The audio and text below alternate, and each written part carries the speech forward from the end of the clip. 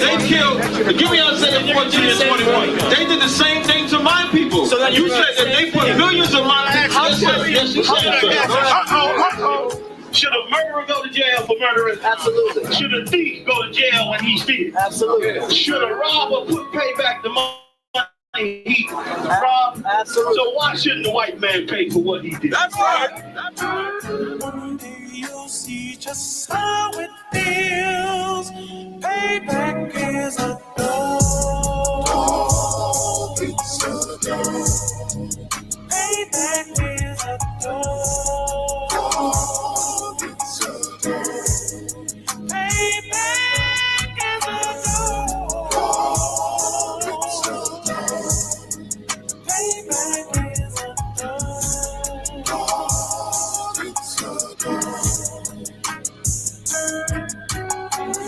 I'm in a hell of a hole, was never expected to grow. Just obstacles set in the road, that a result of me selling my soul. The story I'm telling is cold, but yet it's what everyone knows. The white man's the devil is known. America was never a home, only a place of captivity, safe facility, hating, disfigure me. They claim that I'm lazy, be killing me, making this slavery draining my energy.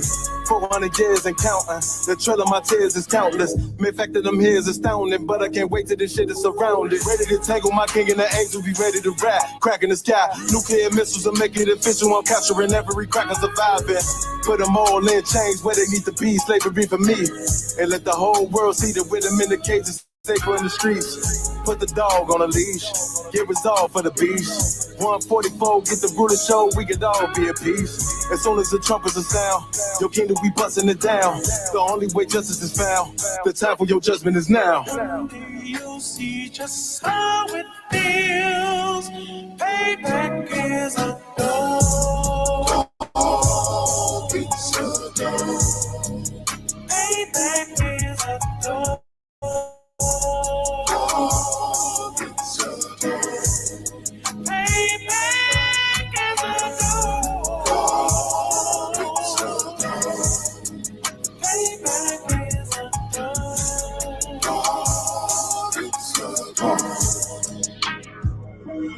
Look, ain't no remorse in my blood slim. It won't be no compromise. Now it's time to feed the worms. Watch his body turn to flies. I clutch iron while you trust the lies. The next Glock I buy gon' be Gen 5. I get it customized.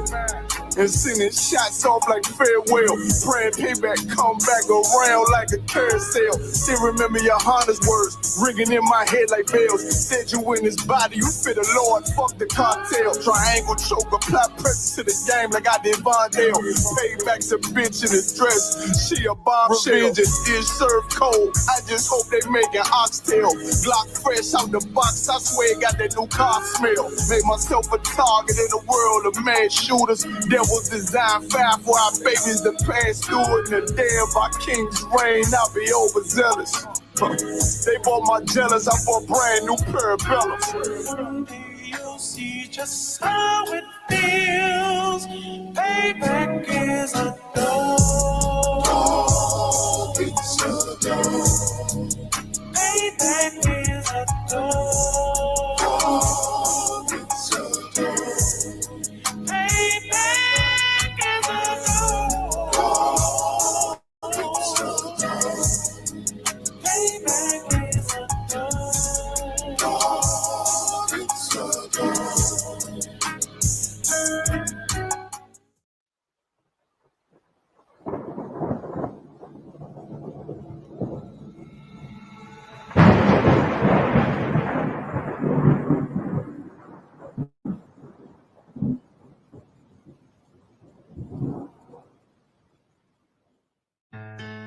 West till they bury me. I'm one West till they bury me. I'm one West till they bury me. I be one West to the death till they bury me. One West till they bury me. I'm one West till they bury me.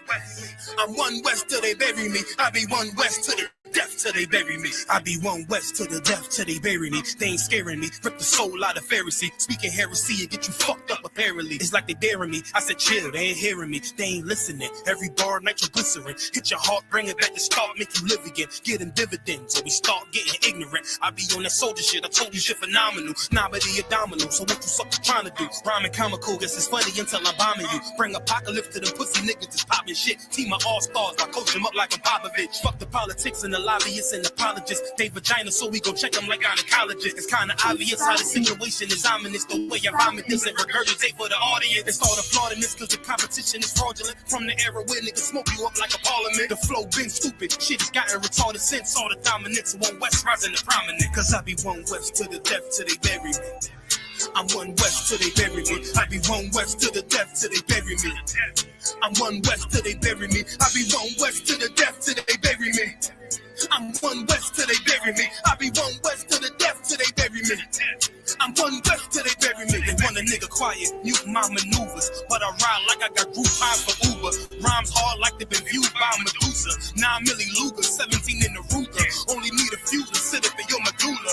Obligata for the regatta, niggas wildin', they win every dollar. They riding by black Impalas, let the semi holler. The showstopper been the stopper since the titty bopper. But now I'm going them up for Patron premium of vodka. I put his features on the Glock, modify the chopper. The war heavy, war ready, and that's worth the mama. No marijuana, say I got the loudest silence on it. When I'm up on it, ain't no rapper do it like I do it. A lot of spitties and writers, but when they eat on, none of them can get to the fire around with me. And I had a nigga spin like a tire, down the deep. And I'm still dope as a piper. Every bar burn hard like a spoon with a lighter. Fuel ignite. I'm winning coming through with the title because I be one West to the death till they bury me. I'm one West till they bury me. I be one West to the death till they bury me. I'm one West till they bury me. I be one West to the death till they bury me. I'm one West till they bury me. I be one West to the death till they bury me. I'm one West till they bury me.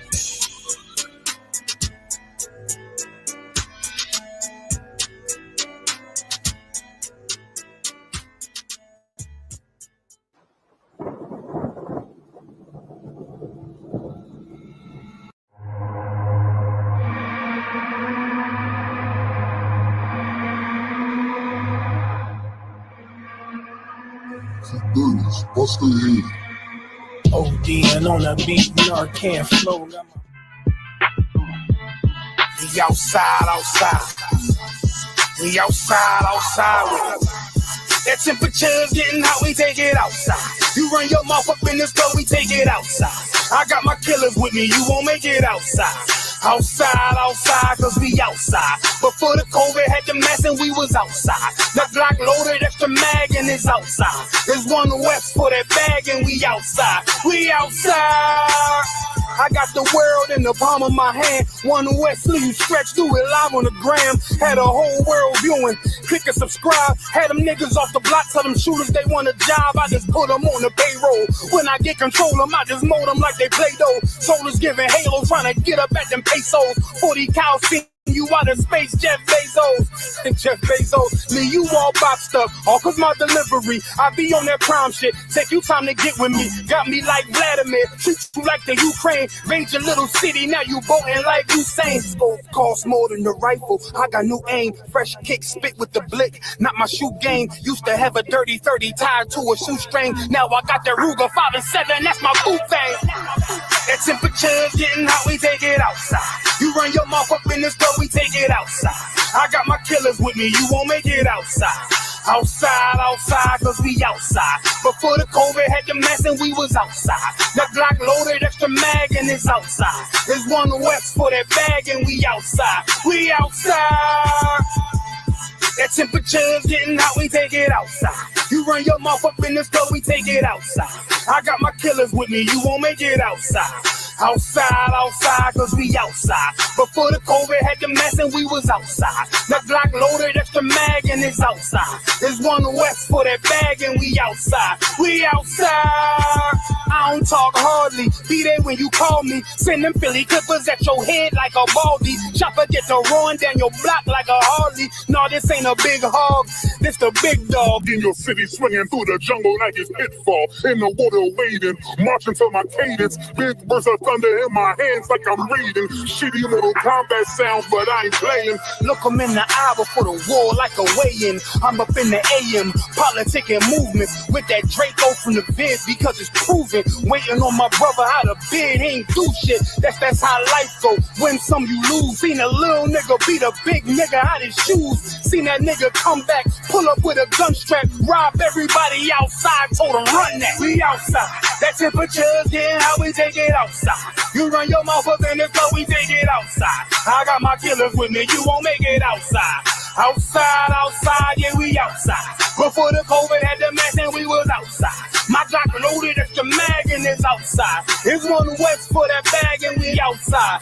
Outside, outside, yeah, we outside. That temperature's getting how we take it outside. You run your mouth up in this club, we take it outside. I got my killers with me, you won't make it outside. We outside, outside, and we outside. Outside, outside, yeah, we outside. We outside, outside, yeah, we outside. It's one west on them corners and we outside. We outside, outside with it.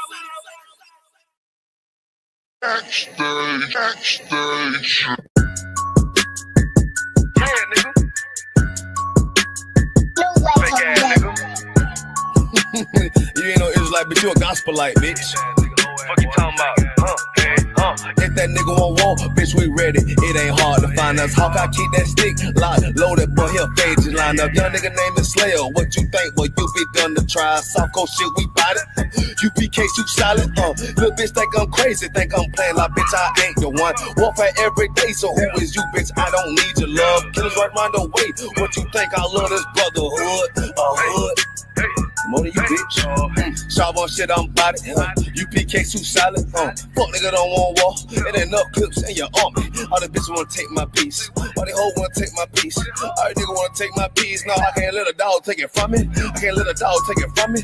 You a hoe study and you dummy. And these bitches really out this bitch walking around like they don't know nothing. And a lame nigga fall for them and get set up for the coins and get gunned down, man down. Should've took the time, get a damn no. But I see the shawty and I show her. She could never get a priest home. You a dirt ass, rust ass neck bitch with a fake ass jury. In Tennessee while I'm touring. It's a Tennessee, but she luring. And a sucker duck bitch ass boy, fuck nigga over that bitch mugging. I say, if that nigga won't walk, bitch, we ready. It ain't hard to find us. Hawk, I keep that stick locked, loaded, but he'll fade you line up. Young nigga named the Slayer. What you think? Well, you be done to try. South Coast shit, we bout it. UPK, you solid. Little bitch think I'm crazy, think I'm playing like bitch, I ain't the one. Warfare every day, so who is you, bitch? I don't need your love. Killers right round the way. What you think? I love this brotherhood. Hood. More than you, bitch. You a lame nigga down to me. Eat candy, but I'm sucker free. You a little nigga, ain't none of me. Base up, boy, I fit a beat. Yeah, AR-223. Draco with a magazine. Yeah, the clip run like limousine. I shoot your ass in the spleen. Boy, I bust your ass in the temple. We debating by the temple. Tell the truth, boy, you's a victim. And you're scoring off like a lizard. Nigga walk down my road. Why does nigga come down my road? Boy, come down my road. Boy, I charge your ass whole fee. I'm a real big priest, nigga. UPK play for keys, nigga. Commander General get a damn order, but ain't nothing me to damn kill you. I stuck in his ass like a cat. All weapons, boys full of tech. Boy, like a close comeback. They got popped off for a neck. If that nigga won't walk, bitch, we ready. It ain't hard to find us. Hawk, I keep that stick locked, loaded, but he'll fade you line up. Young nigga named the Slayer. What you think? Well, you be done to try. South Coast shit, we bout it. UPK, you solid. Little bitch think I'm crazy, think I'm playing like bitch, I ain't the one. Warfare every day, so who is you, bitch? I don't need your love. Killers right round the way. What you think? I love this brotherhood. Hood. More than you, bitch. Christ said 7 women gonna be on one nigga in the end time. Nigga, fuck wrong with you, boy. I'm stressed by that damn whole ass bitch. Fake ass nigga too. Dumb ass motherfucker. Fuck you.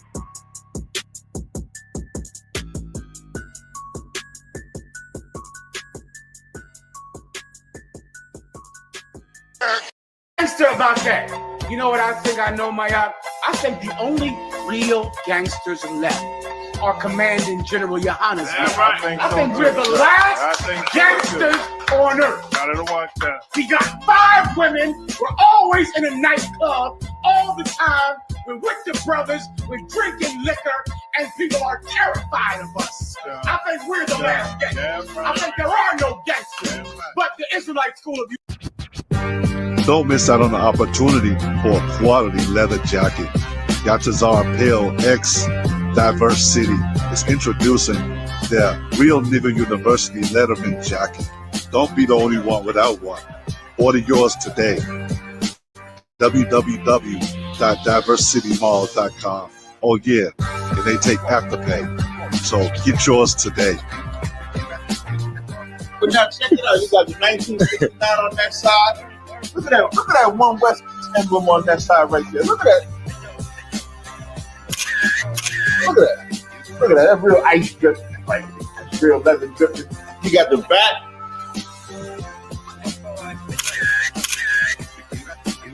And then, if anybody ever questioned us putting nigga on the jacket, you got Acts 13:1 engraved right here on the front.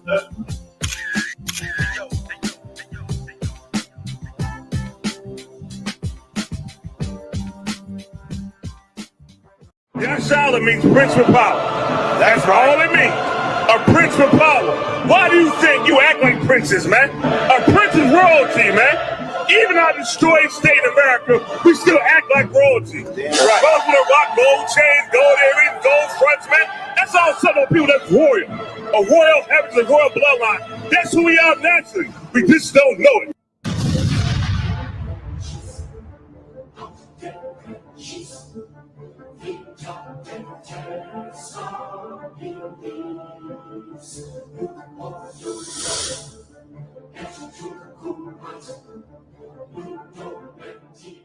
Shout out to Yara Dawn out in Chicago with these badass sweatshirts. I look good as shit in it. Goddamn it. Y'all should go get one. These badass sweat hoods. UPK, nigga university. Hoodie season. Used to pick a switch before I took a beat. Now forget the stick, it ain't what you thinking. Yeah, just feel like hoodie season. It's hard on my sleeve coat.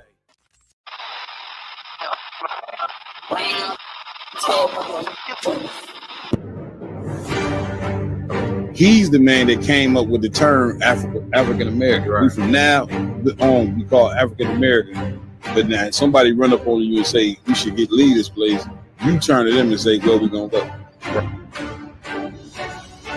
They have the American flag and the symbols of red, white, and blue, but it's black people. Right. So it's not they're not repping who they are. Right. They're repping the country that they serve.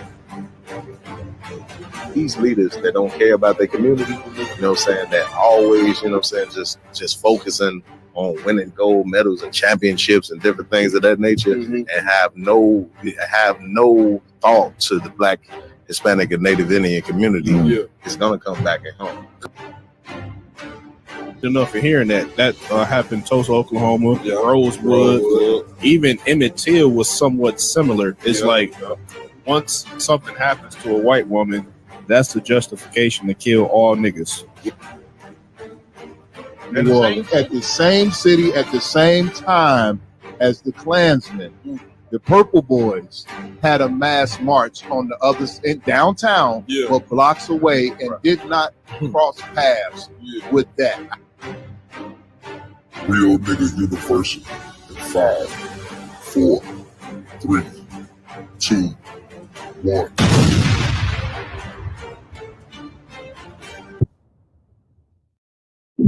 Hey, Shalom, Israel, what's going on? So-called Blacks, Hispanics, and Native American Indians. ISUBK in the building, Captain Mall Quad. You understand? We hit with my amazing team, about to get it in on this Round Table of Truth podcast. Give it up for yourselves, Akins. That's right. You understand? We appreciate y'all for joining us here tonight. But before we get into the stories that we have, I want to first give it up to the Most High. You understand? For the ability to do everything that we do. Right. I also want to give it up to our King, Yahweh Shah Mashiach, whom the world ignorantly calls Jesus Christ. I'm right. A black man from the tribe of Judah, not Middle Eastern. You know what I'm saying? They do not want to give a nigga credit for nothing. Damn, here we are on the bottom, man. You still can't get no credit, even though you're on the bottom. Come on, God. Lord have mercy. Jesus Christ is a nigga, man. Okay? That's right. We don't give a damn how you feel about that. All right. And of course, we got to give it up to the man with the plan, none other than Commanding General Yohana. That's right. I am Captain Marquardt, under Commanding General Yohana. I want to give it up to my team that rock it out with me here every week. To my right, we got Officer Lamakiala in the building. All right. To my left, you understand, we got Officer Yaradan in the building. To my far right, we got Officer Iwalum in the building. You understand? The official head of security. And don't think that he ain't gonna break every bone in your body. Look at his face. Both side crest. Think because he light skinned. Y'all like to think light skinned niggas are soft. You know what I mean? Right. This nigga will break every bone. We didn't see him in action. Come. Quick, fast. Yeah, this then to my left, we also got Officer Mayad in the building. You understand? Right. Brothers on the ones and twos, you know what I'm saying, working the technical side of it. Officer Ramawan, you understand? Give it up for him. And his right-hand man on the technical side of things, Officer Raj Karab. And here tonight, you understand, we got a young officer, just became an officer a couple weeks ago. Officer Rakam Yala's in the building. That's right. So what's new in there? Talk to me. I was gonna say Rakam still smell like milk scriptures. Right. Shit, you ready now? Don't you? Listen, you I ready? know, right? I heard they had him out there teaching, threw him out writing the lines. Yeah, come. Had that nigga on line teaching. But man, that's what it's all about. You know what I'm saying? Listen, what he doing is what every young soldier, you know what I'm saying, that's Black, Hispanic, and Native American Indian, that's what they need to be doing. Damn right. You know what I'm saying? It's being taught, you know what I'm saying, the moral commandments of the Bible. You know what I'm saying? That's what make a man a man. That's what we teach here in the ISBK. You know what I'm saying? Is your morals is what make you a stand-up cat. That's right. You want to be a man, like General Muhammad always say, you want to be a man of depth. You know what I'm saying? Not a man that's shallow. Right. Not a man that's emotional. Right. You know what I'm saying? You want to be a man of depth. How do you become a man of depth? By being taught by other men who are men of depth. That's kind of how it goes. You see what I'm saying? So big shout out to this young officer here. And big shout out, you know what I'm saying, to all the brothers who just became officers in the ISBK. Right. Passed their test, you know what I'm saying? Hebrew Academy is on the set. You know, I'm on the scene right now. I will what can you say about Hebrew Academy so far? Come with con, sir. I definitely want to give these brothers a shout out. When they first started, I mean, it was ugly. You know, it was a rough one. Huh? Yeah, definitely a rough one. But you know, brothers is progressing well, and you know, striving, and you know, hopefully, Lord allow these brothers get their cover. But Lord be with y'all at that trial. Right. I'm gonna try to stop these brothers from getting the cover. That's right. That's how. Give it up. You know what I mean? I'll be saying all the brothers across the country. You know what I'm saying? Going through the Hebrew Academy. And the fact that we even mentioning Hebrew Academy, we can't mention Hebrew Academy without mentioning Captain Nakad. Damn right, sir. Damn right. 144 the Rebel. Y'all know he brother make a ton of rap music as well that you should listen to. Probably the realest music out. You know, out there on the set. You understand? So big shout out to that brother, you know what I mean, for leading the Hebrew Academy. And you brothers get ready. Passover coming up. You know what I'm saying? Atlanta, Georgia. You know, UPK gonna be invading Atlanta, Georgia. That's right. This is gonna be a sight to behold. Come. You know, why do I say that? Why do I say us invading Atlanta gonna be a sight to behold? Who can take a big fat gas? My yard. Salakia, sir. If I could, go ahead. Would it be because Atlanta is like modern day Sodom and Gomorrah? That's the point. And the priest of the Lord finna invade Sodom and Gomorrah. That's the point. I heard it's so bad with that homosexuality that the women approach you. You ain't approaching the women. So now you got about 2,000 lions about to invade. You know what I'm saying? Atlanta, Georgia. You know it's gonna be one hell of a thing. You know what I'm saying? Salaki, so you saying ain't gonna be nobody there to have the women there? No. If y'all don't want them, we'll take it. Damn right. Go ahead, Lamar. Man, brothers out there, you better check for Adam's apples. You gotta check birth certificates, baby pictures. baby pictures. You better start checking. This is a fact. Listen, Sister Will should understand, you know what I'm saying, that we got to check for the Adams apples. You know what I'm saying? You got to go like this. If it's any like that, might not be right. That Cap nowadays they get them joints shaved off. Damn. That's what I'm saying, Cap. Come on, man. Hey. They shaving the Adams apple down. Con, Cap, you got to check their third grade class pictures. You know what I'm saying? Now that's crazy. Con. Like you just think about, so you got to go inside the throat to do that. Con. To go to show you how strong the demon is. You know what I'm saying? Like them trying to wipe themselves out of being a man and become a woman. You know what I'm saying? Which is totally evil as hell because you're trying to change what God made you to be. Y'all were done? If I could, I was just thinking about this the other day.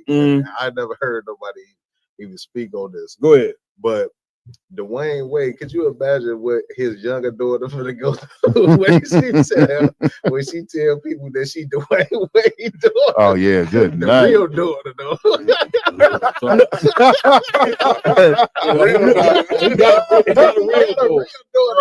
That is crazy. It's a girl. That's crazy.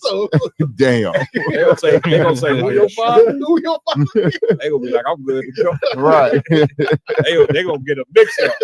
Man, listen, that's a sad thing, God. You know what I'm saying? That they would go to that extent, you know what I'm saying, just to become, you know what I'm saying, try to become a woman. And the demon, once again, that demon right there don't come from nowhere other than the Christian church. That's right, sir. Like, we don't even, brother, if it wasn't for the UBK, we would not know how diabolical the Christian church is. We would still be thinking that Christian church is the house of God.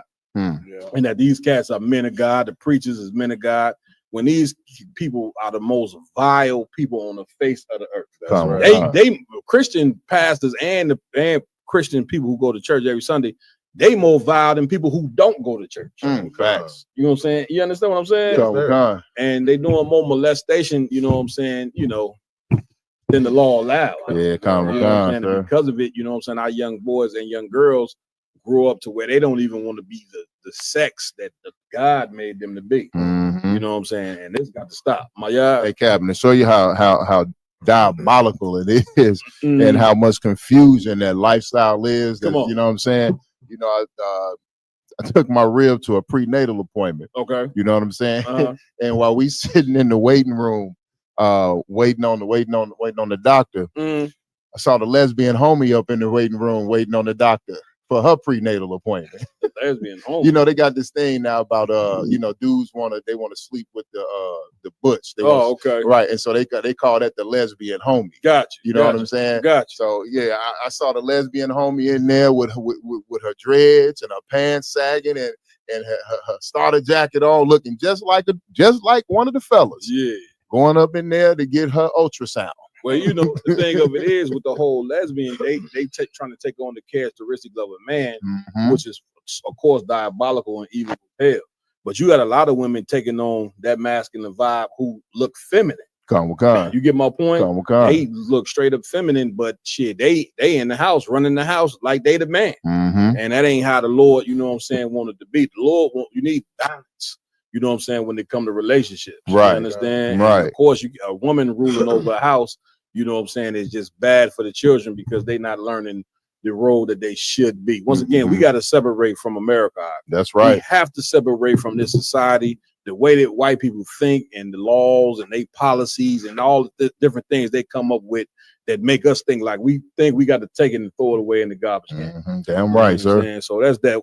Ramawan, go ahead. That's why it's so important also for us to teach our kids. That's right. You know what I'm saying?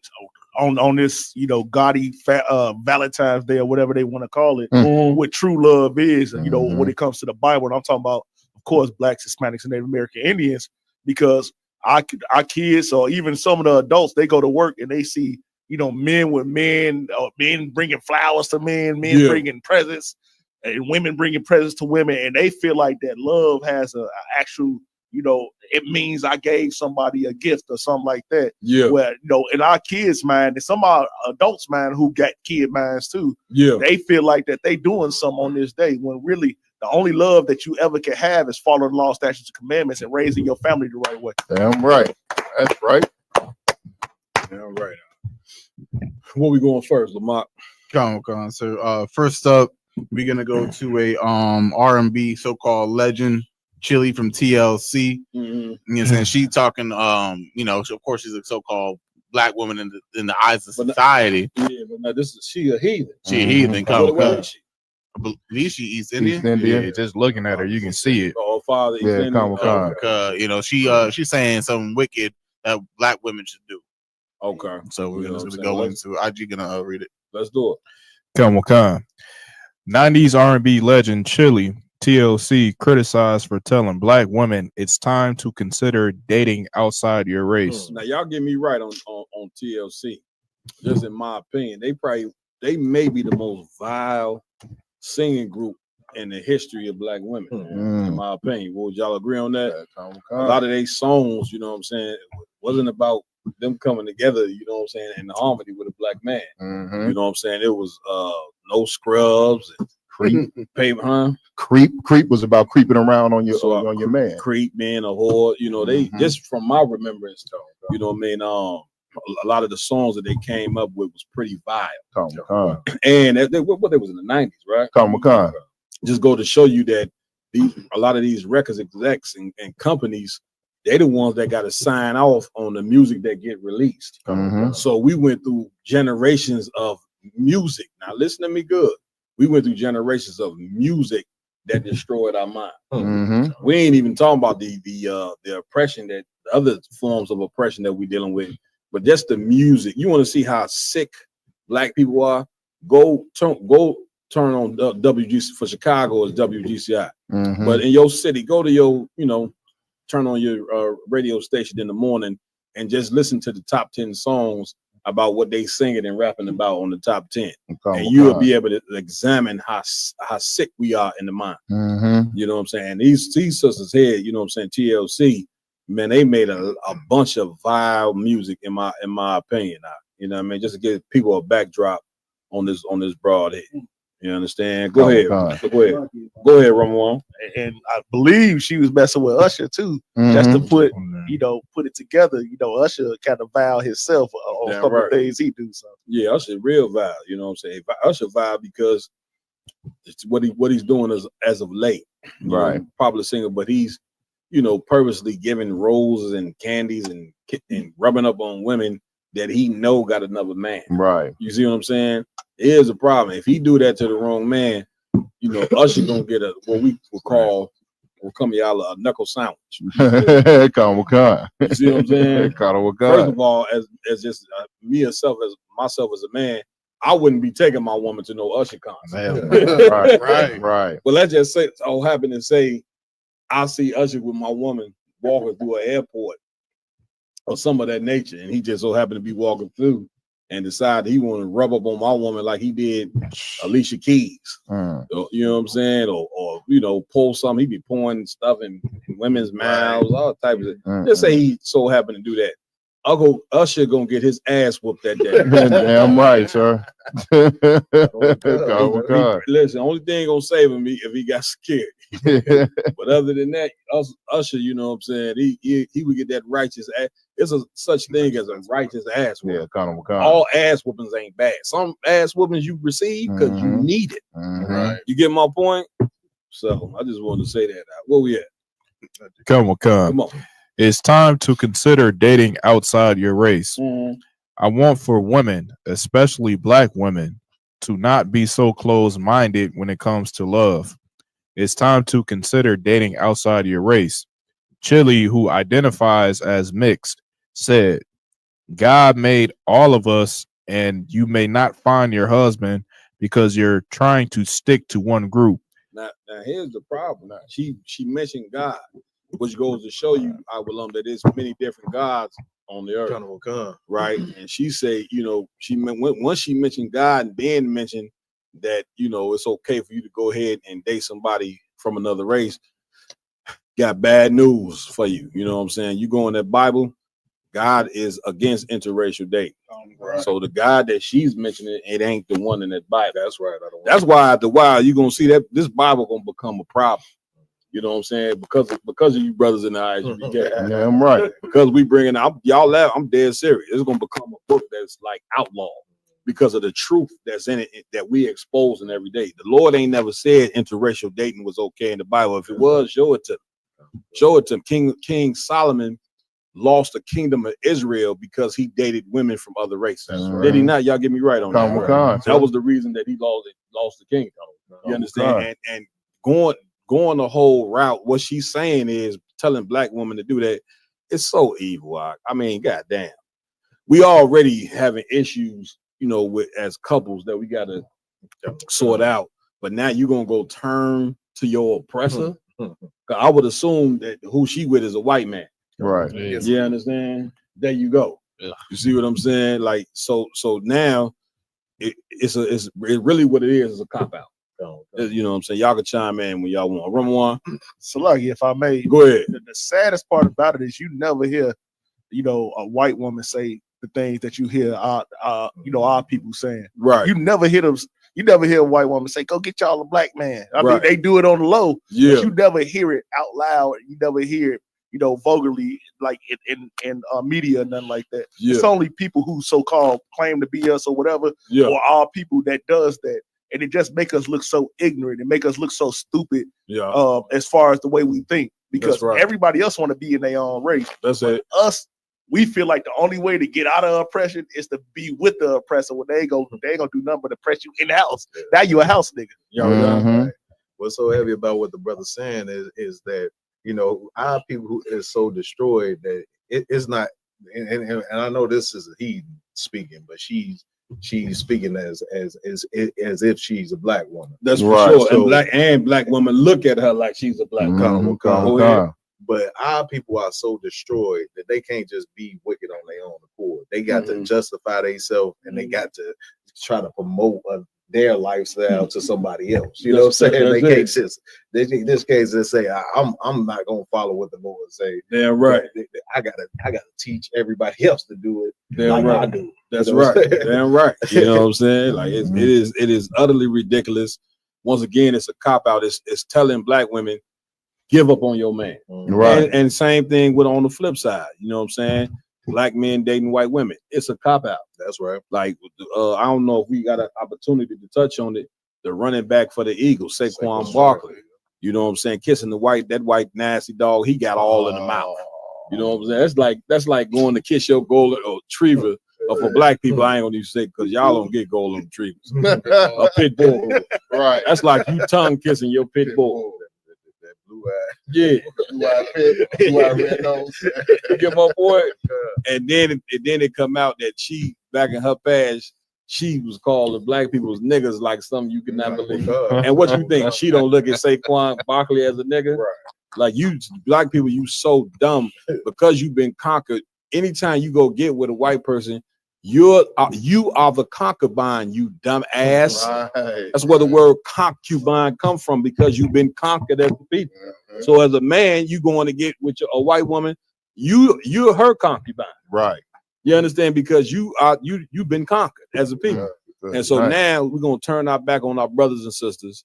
And when you turn your back on your brothers and sisters, what you really doing is you turning your back on God, and you don't even know it. That's right. You turning your back on the Lord, and nobody should listen to this broad chili, man. I mean, come on, man. What we even talking about here? You get my point, my y'all. Hey, Cap, and the funny thing about it, like you said, they think she a black woman, but our sisters got a bad habit of listening to women that can't keep a man. Right. Like Chili is 50-something years old. That's heavy. You know what I'm saying? They want to take all the relationship advice in the world. They don't take it from successfully married women. Right. They don't want to take it from men who's saying this is what we like and this is what we don't like. That's right. But they're quick to take a relationship advice and marital advice for some broad who is 20, 30, 40, 50, 60 years old and can't keep a man past 2, 3 months or 2, 3 years. Well, it's a demon. Kana Wakan. Birds of a feather like to flock together. Kana Wakan. You know, the whole not keeping a man normally be grandma. Grandma ain't had a man in what, 30 years, 40 years. Vagina all the way dried out. She might as well have a penis at this point. that box ain't getting wet no more. So what grandma do, she go and pass that down to her daughter. Right? Daughter ain't had no man, you know what I'm saying? She hate men. And then she raising daughters though. You see what I'm saying? And what she do? She raised them to hate men, and so they can grow up and they box be dry. Right. So now you just got a bunch of dry boxes just all over the place.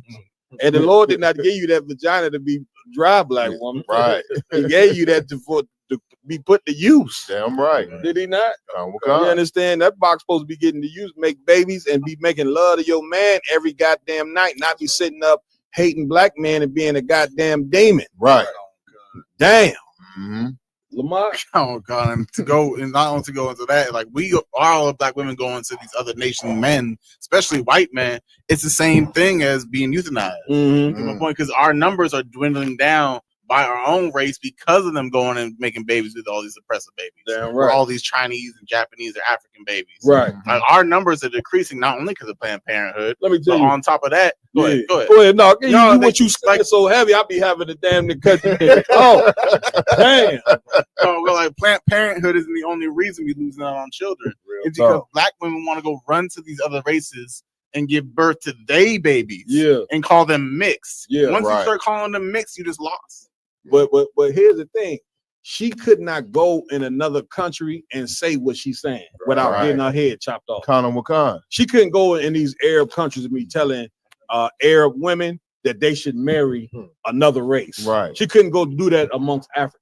She couldn't go do that. She can't echo that to white women in here. Right. But when it come to blacks, Hispanics, I'm coming to you, soldier. When it come to blacks, Hispanics, and Native American Indians, we the only people that's so defenseless. Women can get up and say and tell our women, you should go get another man. Right. When at one point in time, a black woman was so down with her identity and down with her man, going back to the days of plantation, that she wouldn't dare sleep with a white man. A white man had to rape a black woman back in the day because that's how much racial pride that she didn't got.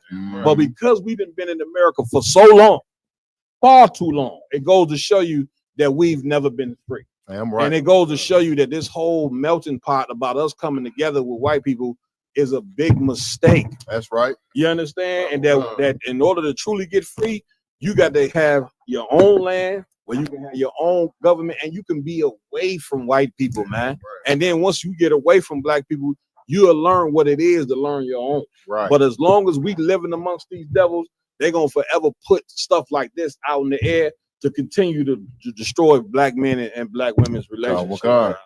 You understand? Go ahead, we'll come, y'all. The water, sir. What's so heavy about what you're bringing out is about the about women like having a generational curse of like hating men. Some of the women that hate men, they just turn gay. They just don't even they don't even want to have the thought of dating a woman, of dating a man no more. Salaki. Yeah, right. Get it, brother, a hand. Huh? Go ahead, finish what you was that article, RJ. Come on, please. You want the person who's the best for you, no matter what color he is. She added, noting that she's dating one guy, but we are testing the waters. He is not black, Chili said. Chili is currently dating actor Matthew Lawrence. Listen, what? You see how Serena looked after being with a white man. Right. She couldn't even do the crip walk right in the Super Bowl. Oh, God. Before she had a little rhythm. Now she ain't got no rhythm because she letting that white man F her every goddamn night. Right. You understand? And then they showed a picture of her and the white man, and he is probably the nastiest looking devil I ever seen in my life. God. And you letting that white devil, pale as could be, you know what I'm saying? Climb, you know what I'm saying? You letting that pale devil you climb on top of you every night. You really got to hate yourself. She hate herself. Now, but mind you though, she's a successful tennis player who done made hundreds of millions, which goes to show you that we so destroyed in this kingdom of Ramadan. Even when we get millions on top of millions, we still hate each other. Even when we make the money. So you got to ask yourself, is the money even worth it? Is the fame from the white man even worth it? If when you get that fame, you still turn around and hate you. I don't hate myself, man. I don't got the money that millionaires have, but I love being black. Damn right. When I die, guess what? I want to come back black. I love being around black people. It wouldn't make me mad if I don't ever see another white person a day again in my life. Right. You get my point. I wake up one day and all I see is blacks, Hispanics, and Native American Indians. I'd be cool with that. Damn and right. Guess what? As hard-headed as the black woman is, I ain't never turning my back on the black woman. Ever. Right, Ever. That just ain't gonna never happen. All right, well, concert, and to your point, like a lot of black women, for whatever reason, they think that having a white man is a flex. When even black men, they think that having a white woman is a flex, but you look stupid. Damn like right. you just look at the couple, it doesn't go together. Real talk. You know what I mean? You with a white person, you having sex with a dead body. Real Like talk. Damn right. no soul whatsoever. Like you said, Cap, as pale as you can be. Yeah. And you know just from looking at a black man with a white woman or a black woman with a white man, you know that the black person has to lose their soul. They got to in order for that relationship to work. Now I know looks is not everything, right? You know, beauty's in the eye of the beholder. But why is it anytime you black men go get a white woman, she is the nasty, fattest, look like she's supposed to be a zookeeper. Right.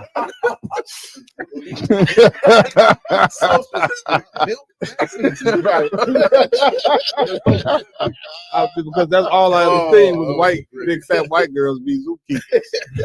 You go get the nasty, fattest trailer park trash on the planet. She don't even be a good looking white girl. Which once again show you how much you just hate yourself because you don't give a damn what she look like. You just want to get anything. Yeah. You get my point? Like this is crazy. Real quick, Cap. Have y'all ever noticed anytime it's an interracial couple and it's a black man and a white woman or white man and black woman, you never see the black person side of the family ever. No, right.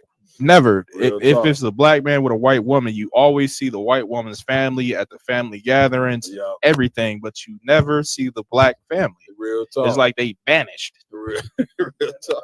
Go ahead, Lamont. And I just want to say, like these interracial marriages and stuff like that goes to show that this hatred of black people and so-called black men, more specifically, is something taught by America in itself, even if the father is present.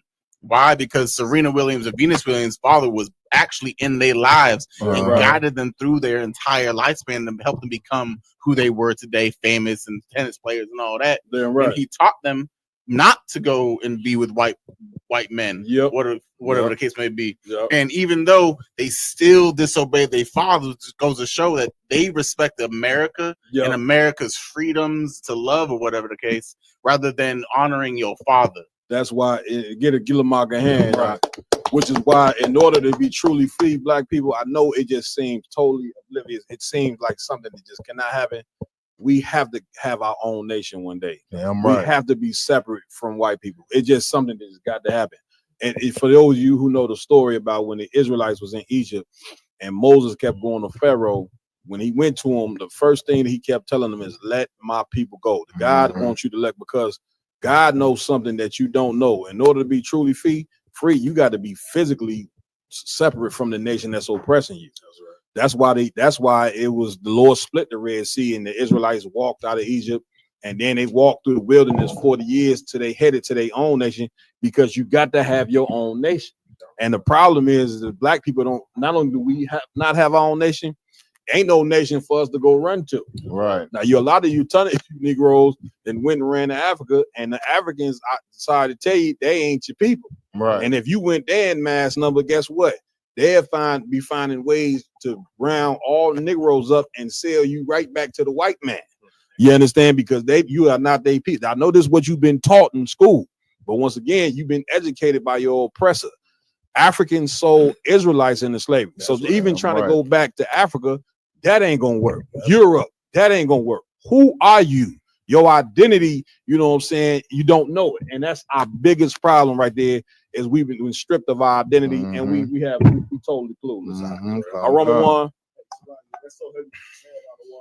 And on top of it, it's like, of course, America has taught our women, you know, because our women is no longer like the black man and the black woman, they not on the same accord no more. They taught black women how to share the same common interest as our oppressor, as a white man. Right. That's why you see stuff like this. You see a white man and a black woman together, or a black man and a white woman together. Yeah. Because now in their mind, money is a common interest to them. That's right. You know what I'm saying? Even black men, of course, we like to be flashy and all that, but it's not because of us. Right. We always wanted, because what? We want women. That's right. You know what I'm saying? We Right. don't. You ever think about this? A white man, you never seen a white man say, I'm gonna be flashy because I want women. Right. You never seen that. He don't have to do that. He don't have to do it. Yeah, he don't have to do it because he got an army. He got a military. He got a government. So he don't need to be flashy to get no woman. You understand? The entire earth look up to him, you know what I'm saying? Like he's the greatest thing smoking, even though he's a vile, murderous bastard. You get my point? And so he don't have to do what you have to do, you know what I'm saying, in order to get a woman. And black men, listen, as far as jewelry and cars and money to impress a woman, man, that ain't gonna attract no real woman. Right. You know, in order to attract a real woman, you impress a real woman, you know what I'm saying, with your wisdom, brother. You understand your boundaries, you know, your knowledge. That's how you obtain a woman. If you throwing money out on the table, then that woman that you gonna get, is she going for the carrot?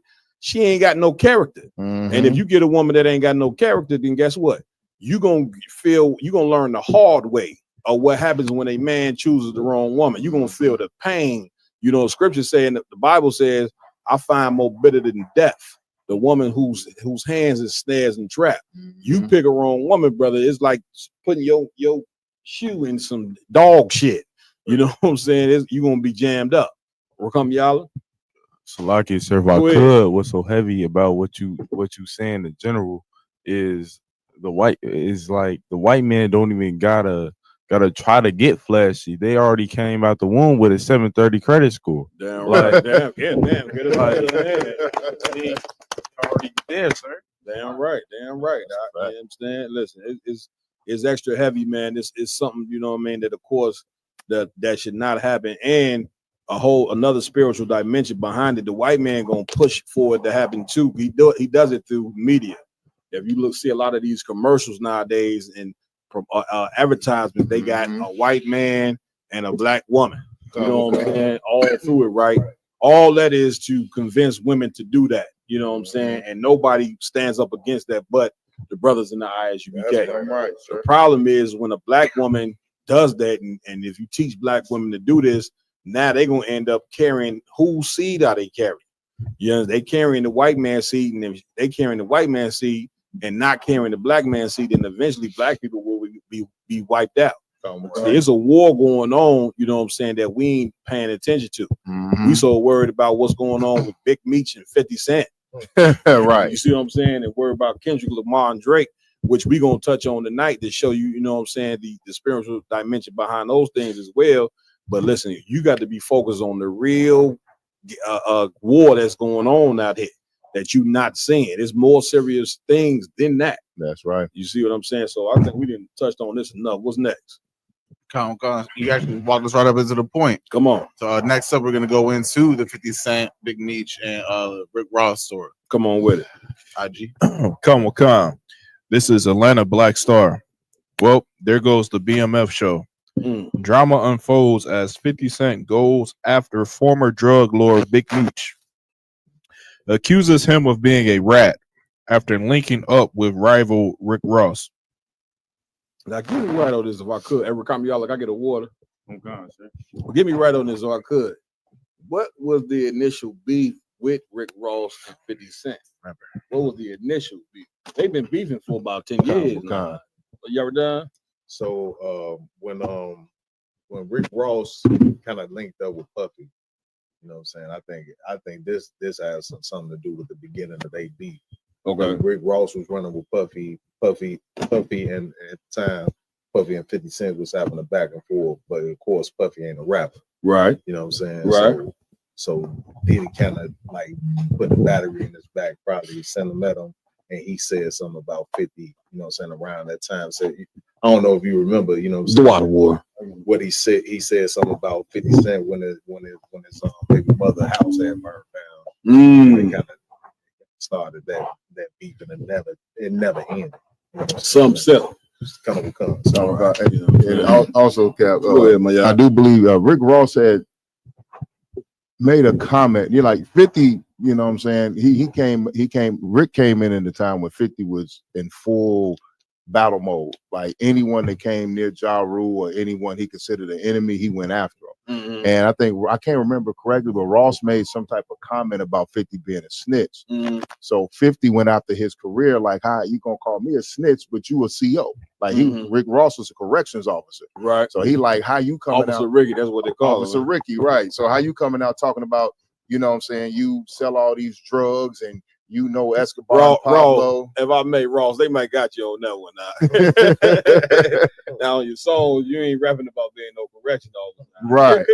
You ain't there rapping about being the biggest drug dealer that the world's seen, meanwhile using the damn correction.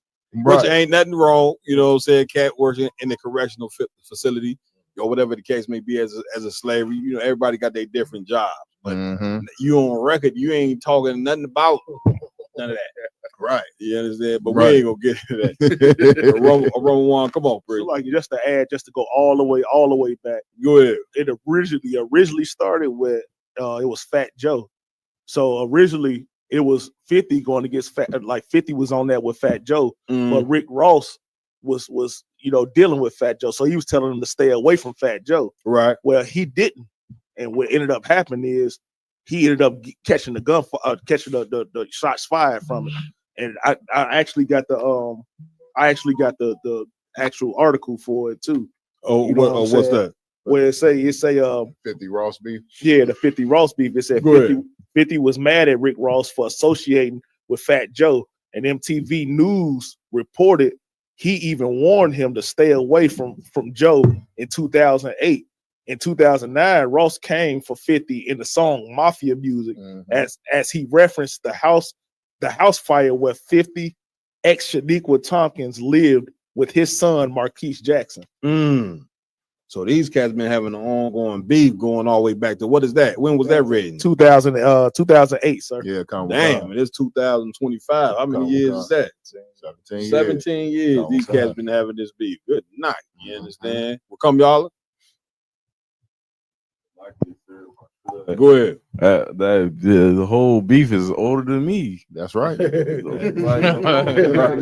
got a point. You got a point. Every time he grabbed that mic, he done had a heavy point that you get. I ain't like you could dispute what he said. It's just the beef that old. Come on, Come.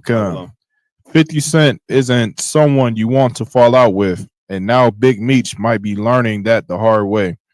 The Queens rapper has blasted Black Mafia family BMF co-founder Demetrius Big Meech Flannery, calling him a snitch after he was seen with 50's longtime rival Rick Ross. Yeah, this is real. This is very, once again, this is black men, you know what I'm saying, acting childish. You understand? Because, okay, if you say he is a snitch, you knew he was a snitch when you started the show. Right. Come on. You get my point, and 50 my man's halfway. He ain't, you know what I'm saying? Some of the stuff he do is, of course, just off like hell. You know what I'm saying? But I understand the loyalty part of it. 50, y'all, you know how he is. Anybody that deal with him know he do not play when it come to loyalty. That's a fact. Dealing with his enemies, you know what I'm saying? Which is a nice quality to have. But in this case, I mean, this is just like, this is silly. These are two grown black men, you know what I'm saying, having a back and forth that's childish, you know what I'm saying? Go ahead, Yardan. If I could too, Please. sir, just like the thing that I have with 50 is this, and I can't speak to him and Slim Shady's relationship or whatever, but I'm sure that, you know what I'm saying, he done made some kind of moves that 50 ain't like too much. Too tough, you know what I'm saying? But he never says a mumbling word about Shady, but he'll fall out with anybody. It's like somebody look at 50 wrong, man. That's a fact. Yeah, once again, which is why some of the things that he do should not be getting the attention that they do. You know what I'm saying? But black people, you know what I'm saying, because our mind ain't focused on serious things, like, you know, the earth about to change, like Third World War about to happen. You see what I'm saying? Race wars about to happen. It's more serious things in the earth that's about to go down. Meanwhile, we talking about 50 Cent and Rick Ross. Right. You get my point? And we talking about it, but of course in the UBK, we focused on much more important things as well. But we have to address this to show black people, you know what I'm saying, that is the way that you should deal with something like this. It's important. Maya. Hey, Salaki, sir, and if I could, go ahead. Expound on Officer Yardan's point, which is so heavy about 50 and Eminem. You know what I mean? That's 50 and Eminem is proof that the scriptures are right when it says a gift spoileth the heart. You know what I'm saying? Right. Because 50 don't go against him, because when 50 tried to get on in the industry, and he made that robbing the industry nigga song, and everybody turned against him. Right. To the point where when he got shot, nobody gave a damn. Right. No support, no nothing. Right. And then Eminem came and scooped him up and gave him the chance, and he got him on the mixtapes, and then he came out his Get Rich or Die Trying and all that. That was under Shady. Right. You know what I'm saying? Right. So that's why he don't go against him, because, you know what I'm saying, he put him on in the industry. So it's like almost a white boy can do no wrong. No doubt. But then you take this situation, I don't know if we're gonna get in the article, he beefing with Big Meech because Big Meech is just down on his luck and they in between seasons. Yeah. And Rick Ross gave him some money. Yeah. You know what I'm saying? Let's if we could, let's get the article on. Go ahead, Ron. The whole, like, I know we've been talking about the Big Meech and 50, you know, beef and whatever. Because I'm gonna tell you, from my standpoint, I've never seen beef between them, because I never seen Meech ever say, or outside of saying I'm not a rat, I never seen them beef or even bring up an issue. I think as far as the beef going back and forth, I never seen it not one time from him. Not saying I agree with nothing he doing or I'm agreeing with 50 doing. Yeah. But what I'm saying is, I didn't see Big Meech say nothing. I don't see it in the tabloids. I don't see it saying Big Meech said F, you know, Right, 50, right. or Big Meech said he had killed 50. It don't say that. It don't Right. say none of that. He kept he like humbly. He just like, you know what, I'll keep myself in the shadow. You know what I'm saying? So no doubt. Let's read the article. Go ahead. Come. The post followed newly surfaced footage of Big Meech and Rick Ross promoting a upcoming Welcome Back concert set for February 13th in Sunrise, Florida. Ross is expected to perform his tribute track Live for Meech for the first time, which of course made many question the status of the gangster's relationship with the man who was instrumental in bringing his legacy to the small screen. Several fans weighed in on 50 Cent's comments regarding Flannery. 50 literally said it on the Breakfast Club, if you teetering on the fence, I'm gonna put you on the other side. It don't get no simpler than that. You take a pic with Ross, go get money with Ross and stay the F away from me, one person wrote. Let's see. So get me right on this too. 50 Cent, did he officially cancel the show? Lie, sir. I did because I heard that they're saying he did. Go ahead. But he didn't. Season 3 is about to drop, and they already approved season 4. But it's rumored that the fourth season might be the last season because of this beef. But it has not officially been canceled. But 50 has made insinuations on Twitter. You know, like Meech had a tweet saying something about coming up for the next season of BMF, and then 50 responded and said, "What season, nigga?" Oh, you got that? Oh, the video. Oh, my bad. Okay, I ain't no sweat. Go ahead.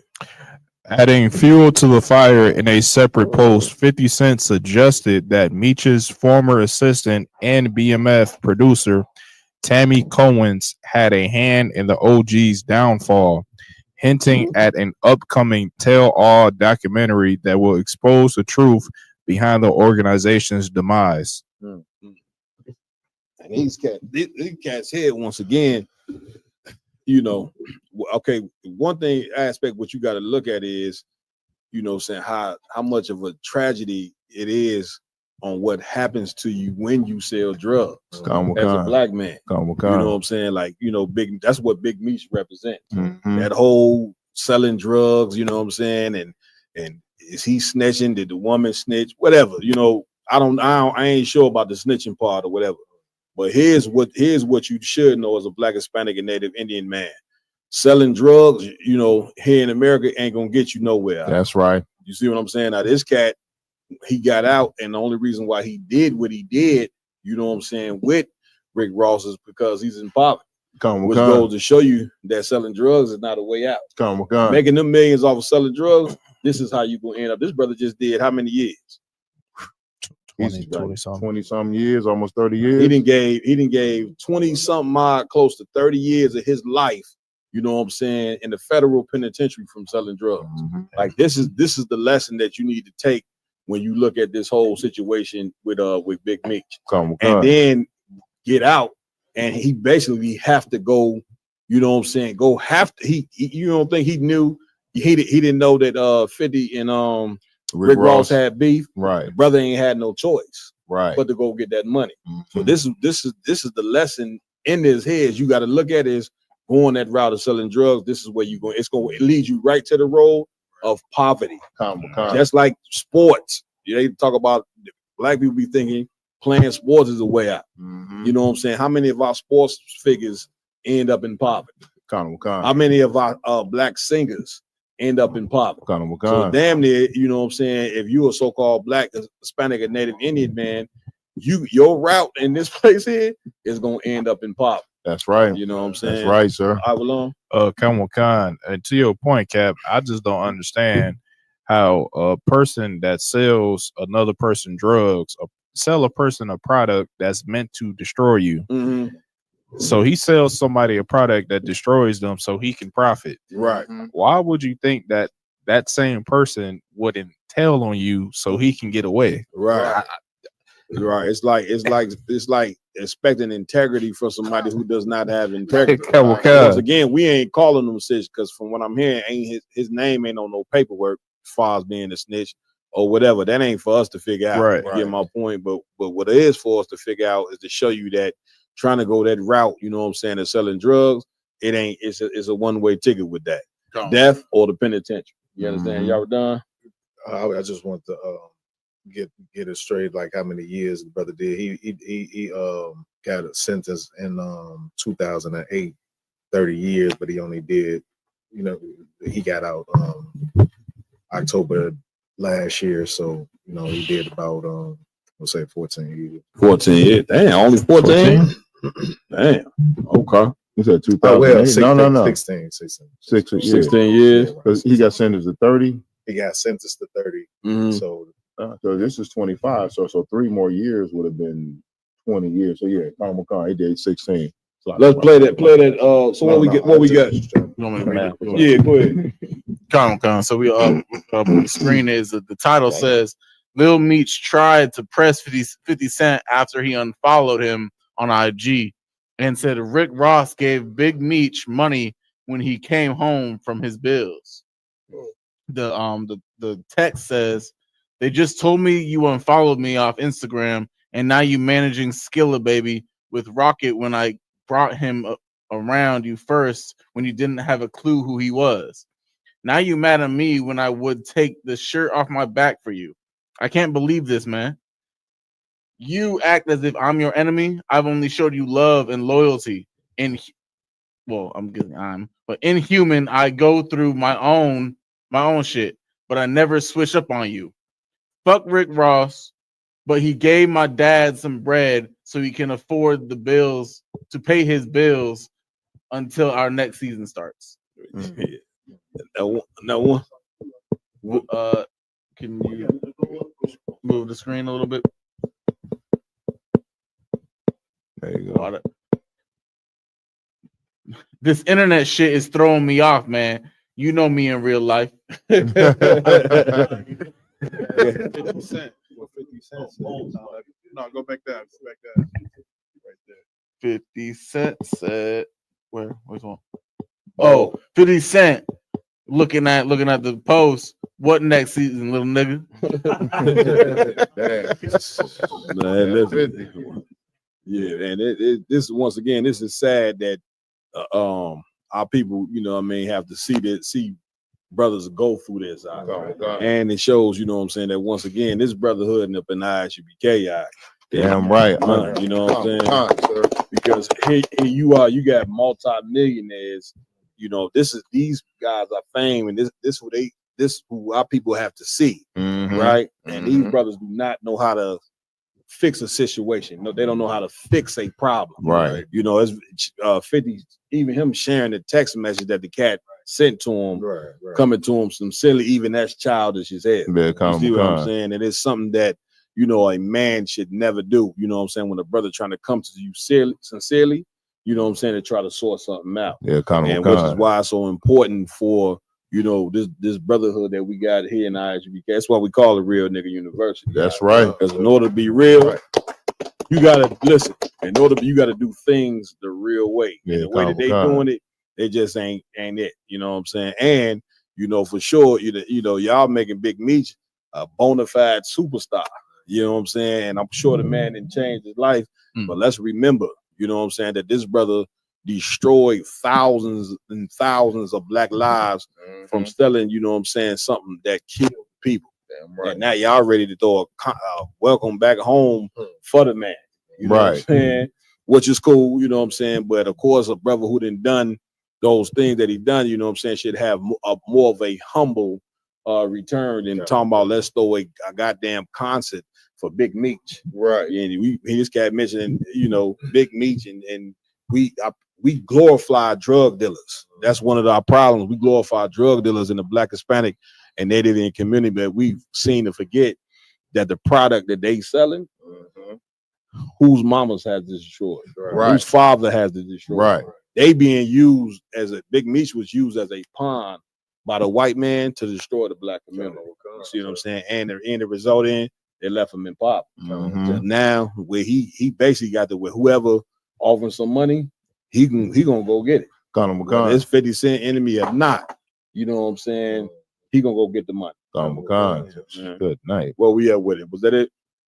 All right, what's next? Next up, we got over in Ohio. You understand? The local residents confronting and chasing off the neo-Nazis. Oh my God! So we got an article and a video. Which one you want first? Whatever y'all choose goes. Let's do the video, then we'll go to the article. Shot.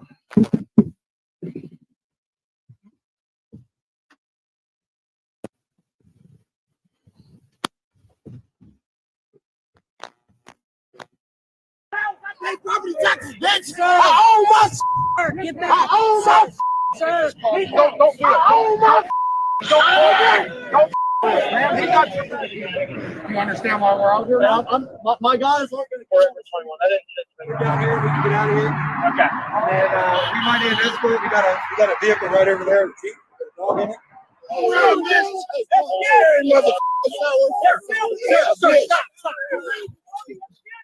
a dog in it. No. Hey, come on. All out shootout in that joint. Yeah, them devils had guns, but them black men had guns as well. Go ahead, play it. I got the wrong neighborhood. They ain't gonna come to y'all neighborhood and do that. We'll get that. It ain't worth it. It ain't worth it. It ain't worth it. Stop it right there. Now you hear these devils here? Right. Now these white dudes came to this black community purposely, you know what I'm saying, to intimidate them. Come on. Anytime you show up with neo-Nazi flags and artillery in a totally different ethnic groups community, that is a what? That's a show of what? That's a show of force. That's a show of force. Come on. And then you got the police telling you it ain't worth it. You know what I'm saying? Like you don't want these cats to step up and defend their community. Right. You know what I'm saying? Keep playing, Chris. Back. It ain't worth it. Back, guys, back. Bro, it's not, bro, it ain't worth it, man. It is. You know it's not it is. worth it. You know it is. It ain't worth it It's for these black ignorant men. ass people. Hey, y'all gotta get out of here. It's not worth it. Get that up out of here. Get your bitch ass out of here.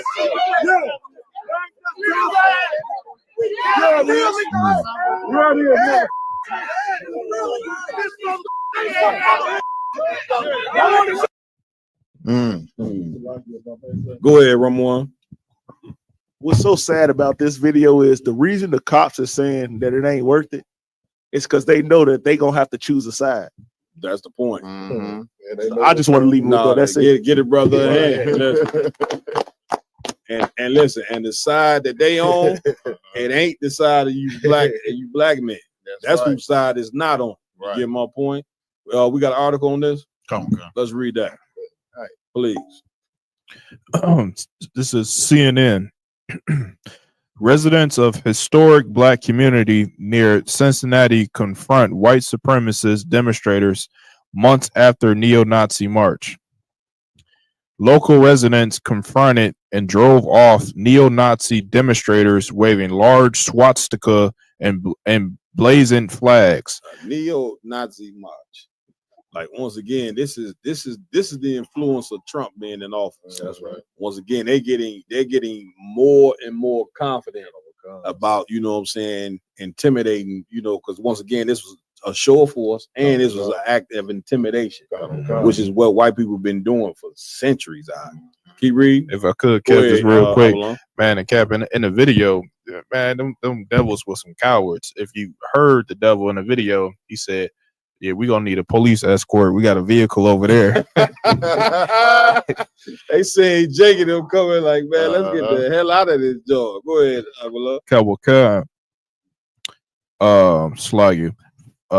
Emblazoned flags along a highway overpass on Friday between Lincoln Heights and Evandale, Ohio, home to a historically black community that has endured a long history of racism. White nationalist groups in Ohio have recently grown increasingly brazen in expressing hateful rhetoric and racist ideologies.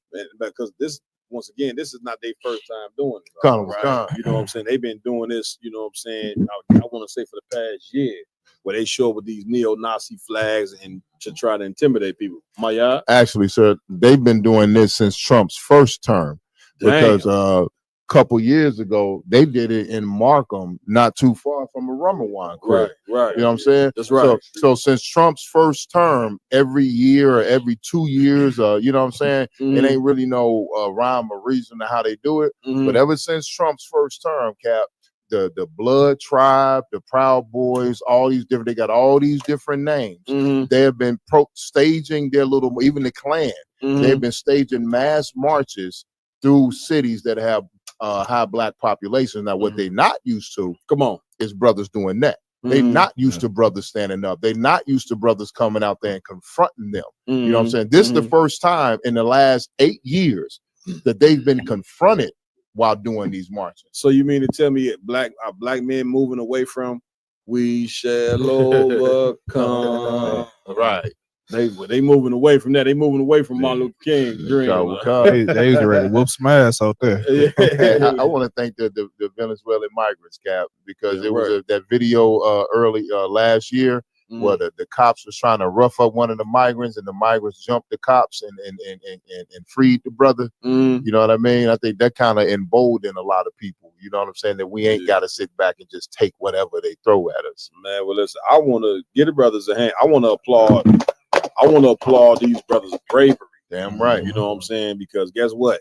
In these last days, black man, you're going to need your bravery, y'all. Damn right, You know sir. what I'm saying? And once again, that what them Nazis doing, it's just a show of force now. The show of force one day is going to switch to action.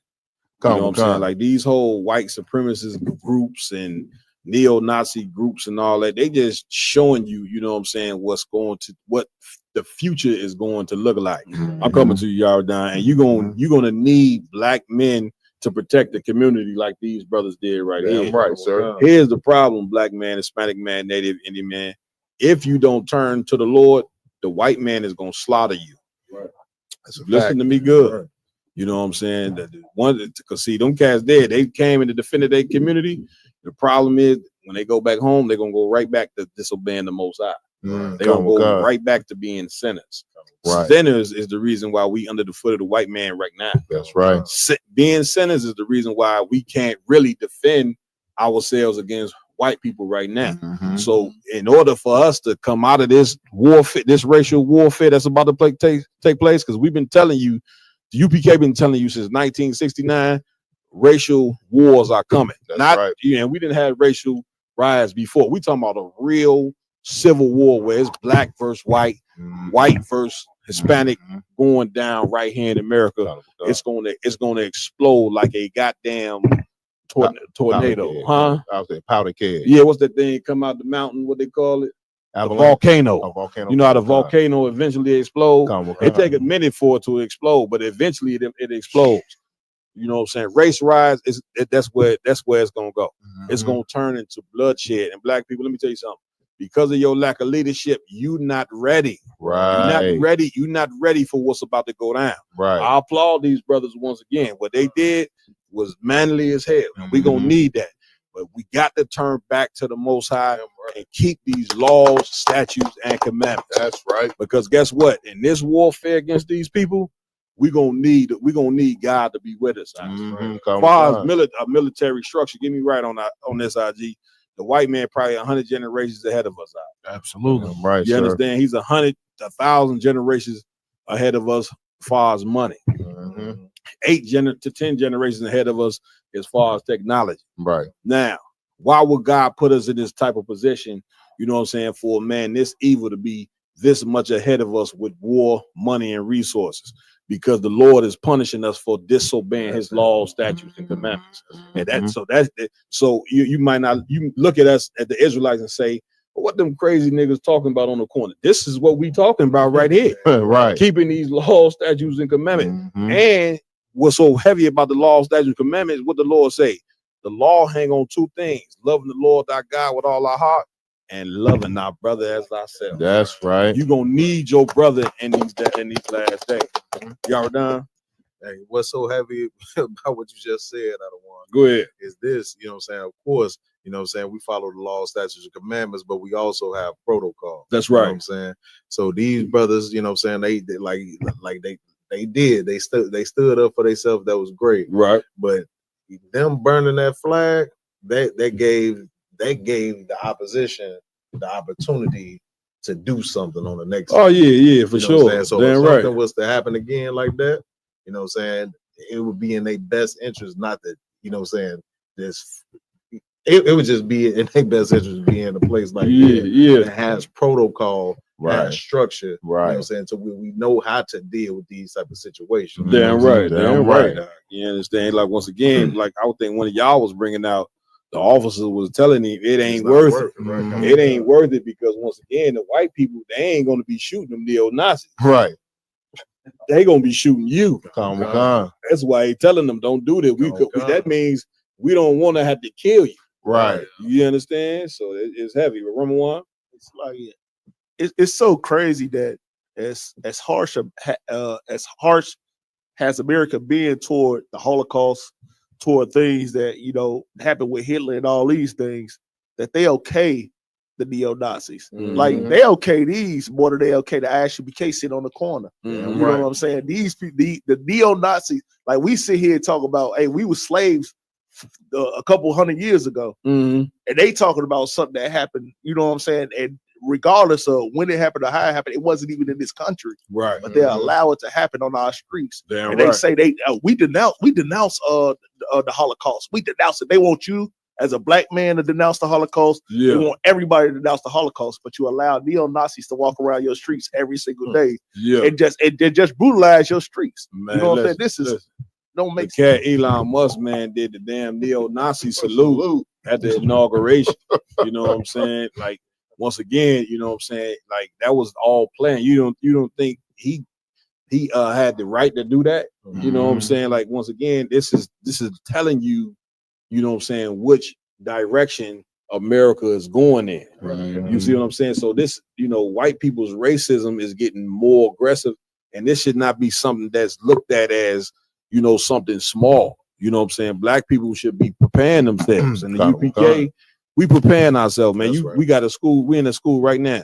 You know what I'm saying? Walk around this corner, man. We got canned goods stacked up. You see what I'm saying? We got water stacked up. Brothers in here, ammunition stacked up. Because we understand what's about to take place. It's better off that you be prepared for what's about to go down. Damn right. You sitting up in that church thinking God is all love and God love everybody, and you just ready to lay down and let a white man come put a bullet in your goddamn head. You know what I'm saying? That ain't the man I want to be around now. Right. You understand what I'm saying? You're gonna find out, you know what I'm saying, how important masculinity is in these labs and femininity as well. You're gonna need your sisters as well for what's about to get ready and to go down. Because all these neo-Nazis that's running around, guess who birthed these neo-Nazis? White women. That's right. So it goes to show you how important, you know what I'm saying, a woman is. God know what he's doing. You don't know what you're doing. You the one think it's okay to get two women together and two men together so you can't produce children, you dummy. Right. You know what I'm saying? Right. Why is it for a man and a woman to be together, you know what I'm saying, in units? Because a woman she got to push them babies out. And when she pushing the male babies out, guess what she pushing out? Soldiers, which is why you don't send women to war with the men, you dumbass. White man, only man send women, you know what I'm saying, to war with the man so the women can get killed too. Right. Now you can't even produce nothing. Right. You see what I'm saying? Once again, the white man is not in charge, you know what I'm saying, because God is with him. The white man is in charge because blacks, Hispanics, and Native American Indians, us being the chosen people, we disobey God and we don't want to keep God's laws. So the white man is what you would call, he's a part of the 500-year ass whooping we have received from God for disobeying his laws, statutes, and commandments. That's what the white man, that's why the white man is in power. He ain't in power because he's more intelligent than us. Right. We the one that invented everything in this damn country. We the one that make America grow right now, which is why they ain't ever gonna release you niggas out of slavery, you know what I'm saying? Unless the Lord do it, because who finna watch, you know what I'm saying, they whole economy walk out the country. Right. Good night. If they was to release black people and let you really truly free you like you thought you've been freed, they would have let you go to another whole land. They hate you so goddamn much, but don't want it. That's the thing with white people. They hate you so much, but don't want you to let you go. Right. Because as an abuser, guess what an abuser needs? An abuser needs somebody to abuse. That's right. They got to have that, and you the people that they want to be able to abuse forever. But it ain't gonna happen by the hands of the Most High. The Most High gonna intervene in this thing here called America. He intervening right now with the ISUBK. That's right. You know what I'm saying? Right. The Lord had always done this. Before he destroy a place, what the Lord do? Raise up prophets. Ain't that what didn't happen? God. It happened in Egypt. It happened in Babylon. It happened in all these goddamn kingdoms. Raise up prophets to warn the people and get the people's mind right on what they should be doing before he eventually destroyed. Somebody had their hand up. Y'all done? Like it, sir. I just wanted to. Could you give me right on this? Go ahead. Did they have on like masks that look like? Yeah, they had on masks. No, not blackface. They had like ski masks, like skull like bones. Okay. Yeah. Like ghosts or whatever. So was that the same one that was in Columbus?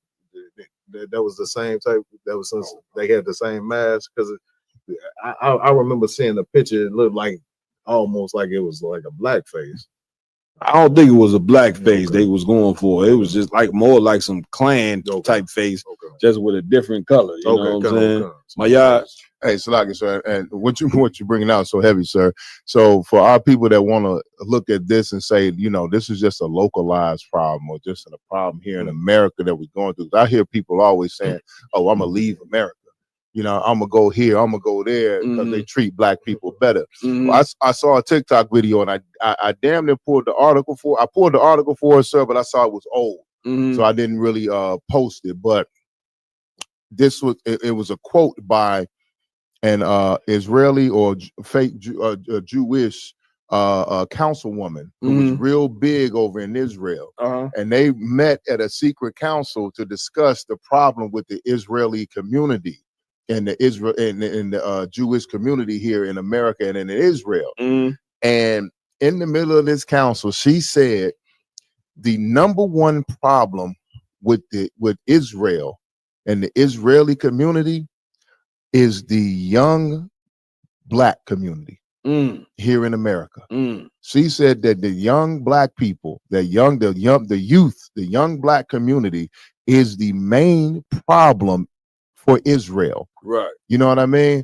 Now, how do you correlate that? Because they hate us. You know what I'm saying? We influence them. They hate us.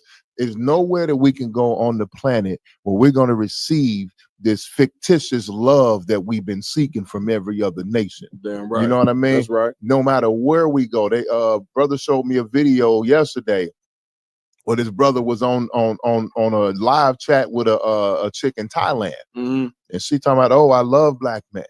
I love black men. Chocolate, you chocolate man, you chocolate man." And he said, "Yeah, I'm chocolate." He said, "You chocolate man?" She said, "Yeah." She said, "What's up, nigga?" He said, "What?" She's like, "Yeah, I love you. Get me pregnant. Come to Thailand and get me pregnant." He said, "Why you love me so much?" She paused and looked. He was like, "Why you love me so much? Why you love black men so much?" And she giggled and said, "BBC." Damn. You know what I mean? All we are to them, Cap. If we're not slaves, we're sex objects. Right. You know what I'm saying? If we can't be their slave, and if we can't be their sex object, and we can't be something to entertain them, then we have no right to live on this earth, and they want to eliminate us. And that's worldwide, sir. Right, real fast. Look, man, we're gonna take a break, you know what I'm saying, like we normally do, take a 5-minute break and come right back right here on the Round Table of Truth. Don't go nowhere. Don't miss out on the opportunity for a quality leather jacket. Yatazar Pale X Diverse City is introducing their Real Nigga University Letterman jacket. Don't be the only one without one. Order yours today. www.diversitymall.com. Oh yeah, and they take Afterpay. So get yours today. But now check it out. You got the 1969 on that side. Look at that One West emblem on that side right there. Look at that. Look at that. Look at that. That's real ice drip. Like that's real leather dripping. You got the back.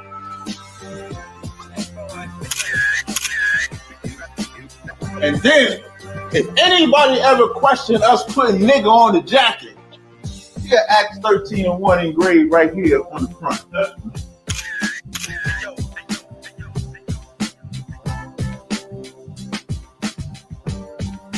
Shout out to Yaradon out in Chicago with these badass sweatshirts. I look good as shit in it. Y'all should go get one. Badass sweat hoods. UPK, Nigga University. Hoodie season. Used to pick a switch before I took a beat. Now forget the stick, it ain't what you thinking. Just feel like hoodie season. It's hard on my sleeve coat.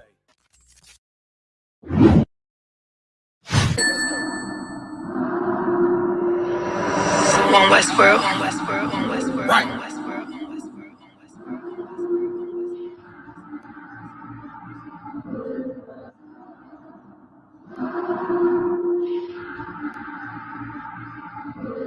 Everything is lawful. What Westworld? The pressure on. I remember remember bringing nothing home. Make it little just to make it known. Steady, ready, better watch your tone. When I was 5'7", I was breaking. I had a 5'7", now I want the chrome. 911, I was in my zone. Use the argument to lose your throne. Who ain't no running up? Oh, damn, now I'm coming up. They coming to kiss me, you dumb or what? You drawing, you done enough. They told me don't rush it, just wait my time. Paying attention, I see the signs. Coming right to me like Amazon. No time for distractions, I'm on the grind. Little shorty, you're sick and she knows she fine. Got a couple of so never mind. They throwing the shade cause they know I shine. Reason I'm going in overtime. You stuck in your ways, you keep fantasizing. I just go get it, don't think about it. Don't make it an issue, it ain't a problem. Not too much talking, just organizing. One West word, no way around it. Heavy, so you know I'm grounded. Too sturdy, I'm well rounded. Tunnel vision, I don't see a talent. Get admitted, I'm killing it. Case closed, I don't need a gavel. Know you hate it, don't even matter. New pace, still the same time. Mike, but just never forget that I do not. Always have that fresh in your mind. That I feel absolutely nothing for your pain and your problem. Because I know that all of your pain and problems are a test to make you stronger. I live in a world where we coincide. If you're not ready to stay inside, you drowning away, you're gonna ride. You stick to the end, you get glorified. Seeing if you're gonna step up in you're gonna run. Stick to the end, you get glorified. Let's make it official, I'm one of them. One of the greatest is no except. It took me a minute to figure it out. I was struggling, and it made a man. I shuffled the deck and I play my hand. Just give me a reason to pull them on you. Didn't believe that I had me a vision. Should I believe that you is loyal? We giving up game, they fumbling plays. I'm tired of talking, I'm racked out. Before that we started, they tapped out. I jumped in my duffel and blacked out. What you witnessing is elevation. Boy, roll to my destination. The haters, it's a celebration. And I put that on my reputation. When the fall, this a demonstration. You sick and I know they hate it. One West World every season. Hot boy, this dedication. I'm giving game, I don't need favors. Go against us, you won't see the danger. You ain't family, you a damn stranger. I'll beat your ass, I don't need a baby. I don't got time for excuses. I'm plotting on making the killer. I'm getting the feeling, they know that I'm coming, I'm running. Let's get to the business. I'm still playing my post. Taking the rim like diesel. Don't run with too many people. I don't feel none of us equal. None of us equal. And there are some brothers and sisters that know that so much, they would never leave. They would never abandon you. Since you have to stay alive here, they'll stay alive with you. I live in a world where we coincide. If you're not ready to stay inside, you drowning away, you're gonna ride. You stick to the end, you get glorified. You stick to the end, you get glorified. They're One West. Are you black? Take a look in the mirror, man. Look, man, you got a legitimate beef, all right? But it ain't with us, okay? Are you black? Hey, look, man, don't let me question the fact whether I'm black. Now, I bet you niggas do think y'all white. College don't mean shit. Y'all niggas. And you gonna be niggas forever. Just like us. Niggas. It was never what a fake nigga think. It was always what a real nigga think. I made my name up in these streets like a real nigga. I keep them pistols in my Jeep like a real nigga. I make sure all my homies eat like a real Bakim. Yeah. You understand? Back on the sit at, you know what I mean? A few more things to go into. What we at with it, Lamar Yalla? If I may, you know what I'm saying? First, we got to say, all brothers and sisters out there, make sure to go like, follow, share, you know, subscribe to all our social media platforms, YouTube, Instagram, TikTok, Facebook, right. You understand? The Real Nigga University, all that, Twitter, can't forget about Twitter. Mm-hmm. You understand? Make a donation to the Round Table of Truth. This work is not going to go any farther without your support. That's right. We appreciate all the support y'all been doing for the last 100+ episodes. You understand? We're going to see y'all at the 200th episid. I'm right. You understand? Right. So right. Give it up. I've been looking at a lot of podcasts, man. I seen I think it was Joe Budden joint. They on 850. Damn, niggas been doing the damn podcast doing for a minute. We a baby in the game. Go ahead, Apri. Come on. So next up we got Corey Holcomb. You understand? He said something really powerful, which you know is rare nowadays. But yeah, one thing I'm gonna say about Corey Holcomb before you play the video, that brother there ain't got no chill. Like he say what's on his mind, you know what I'm saying, when he want to say it, and that's just that, you know what I mean? Which, you know, I'm all for a black man speaking his mind, because not too much of us have the courage to do so. You know what I'm saying? Right, we just got to make sure whatever when we do speak our mind, that when we speak it, the right thing is being said. You know what I mean? So let's get into it. Good video. I'm gonna tell y'all something, man. The reason it's hard to find a good woman is because a good woman is somewhere being a good woman. It's simply put like a good woman is somewhere being a good woman. That's why you don't see them in the club half naked, sweated out in the summertime. That's why you don't see them on a podcast or on TV somewhere talking about, let me tell you something. Oh, yeah. That ain't no good woman. That woman for the streets. Right. When you run across a good woman, it was luck. You happen to stumble across a good woman. You better try to get her and keep her. It ain't that many of them. Damn. God damn. What the brother bringing out is so heavy. Who will touch on this one first? You know what I'm saying? What he's saying is so heavy. It's like reminding me of the scripture where it says, "Out of 1,000 men, I found one. And out of 1,000 men, I found none." Is because women nowadays are so haughty and out for the world in the streets. Like he's saying, it's rare when you find a precious gemstone. Right. You know what I'm saying? Let's get a Machiavelli hand. You know, he was writing what he was saying, but of course, in the truth, we understand when you come across a good woman, and for us, a good woman is a woman that's going to obey these laws, statutes, and commandments along with her man. And to get a woman like that, you got to serve the Lord to be able to get a woman like that. The Bible also says that a wicked man, how the scripture go? Portion for a wicked man is a wicked woman. Is a wicked woman. You know what I'm saying? So you want to know why your woman's so wicked, because you wicked. Right. You understand? So in order to get, like the brother was just saying, a good woman, you got to serve the Most High. That's right. And if you get a good woman, the Lord is the one that gave you that good woman. Scripture then come back and say, a good woman is a gift of the Lord. You know what I'm saying? Right. And let me tell you something. The way how treacherous things is now, Lamar just brought it out. Out of 1,000 women, I found none. And it don't mean that they ain't out there. They just hard to come by. And listen, when you get you one, brother, you done got you a real jewel. Raj Garab. Cold concert. And on top of that, there's a lot of brothers that think they got good women on Valentine's Day. Yeah. They're gonna be sorely mistaken when they find out what them secrets. Celebrate a holiday just to please a woman they know ain't worth. Damn right. No, damn right. Get it, brother. Right. I think we're going into diving into Valentine's Day something next. You understand? We're gonna be going to that real soon. But for sure, man, big up to all the sisters, you know what I'm saying, and the ISUBK, you know what I'm saying, that are good women. We appreciate you. We love you. You know what I'm saying? We love your support. I believe y'all done. You created a t-shirt for them. What was the name of that joint? Real Sister University. Real Sister University. Goddamn. We got the real nigga university. We had to come with a real sister university. Y'all. Yeah, it was only right. You know what I'm saying? Sisters was getting mad. Y'all done? Hey, man. Yeah, they was reaching out to me like, man, I want one of them jackets. Well, listen. Here's the thing for you sisters out there. Do not purchase a real sister jacket or a real sister t-shirt unless you a real sister. Damn right.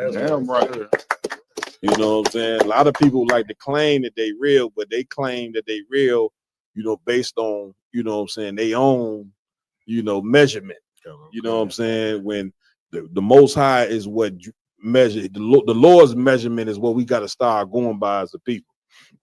You know what I'm saying, on whether you're a good man or a good woman. You know what I'm saying? And when we start going by the Lord's measurement, you will see that the pieces of you that ain't right, are gonna start peeling off day by day. That's why you got to come into the truth and you get shed of that old person that you was in the world. Right. That's why the Lord say, what? Love not the world, neither the things in the world.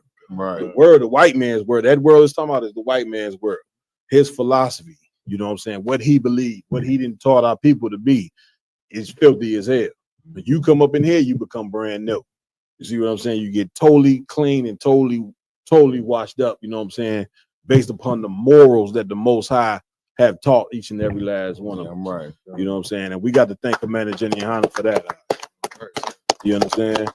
Also, go ahead, sir, Rumble. Go ahead, y'all done. I just wanted to give a big shout out to Captain Zariak and Cross the Line Radio. Damn right. Now give it up. Damn right. Sister Your Pie, she put the name up in the, you know what I'm saying? But Cap brought it up. Captain Cesario brought it Also, up. a sister. Go ahead, go break it all down. So Cap, last night on the show, Cap was talking about, like, you know what I'm saying, like, we got to come up with something for the sisters, you know what I'm saying? Like, you know what I'm saying? Like, real sisters. You know, people throwing out different suggestions, but the Sister Your Pie, she put the real Sister University up in there. So big shout out to the sister as well. Big shout out to Sister Your Pie. You understand? Right. Because listen, I was just gonna go the ghetto route and call it Real Bitch University. That was my thought, Cap. Right. I thought that too. But that didn't make the cut. All right, Real Sister University is much more professional. It's much better. We're gonna roll with that. If I could, Right. I Go ahead, don't boy. know, Real Bitch University myself. Boy, Hey, listen, you know what I'm saying?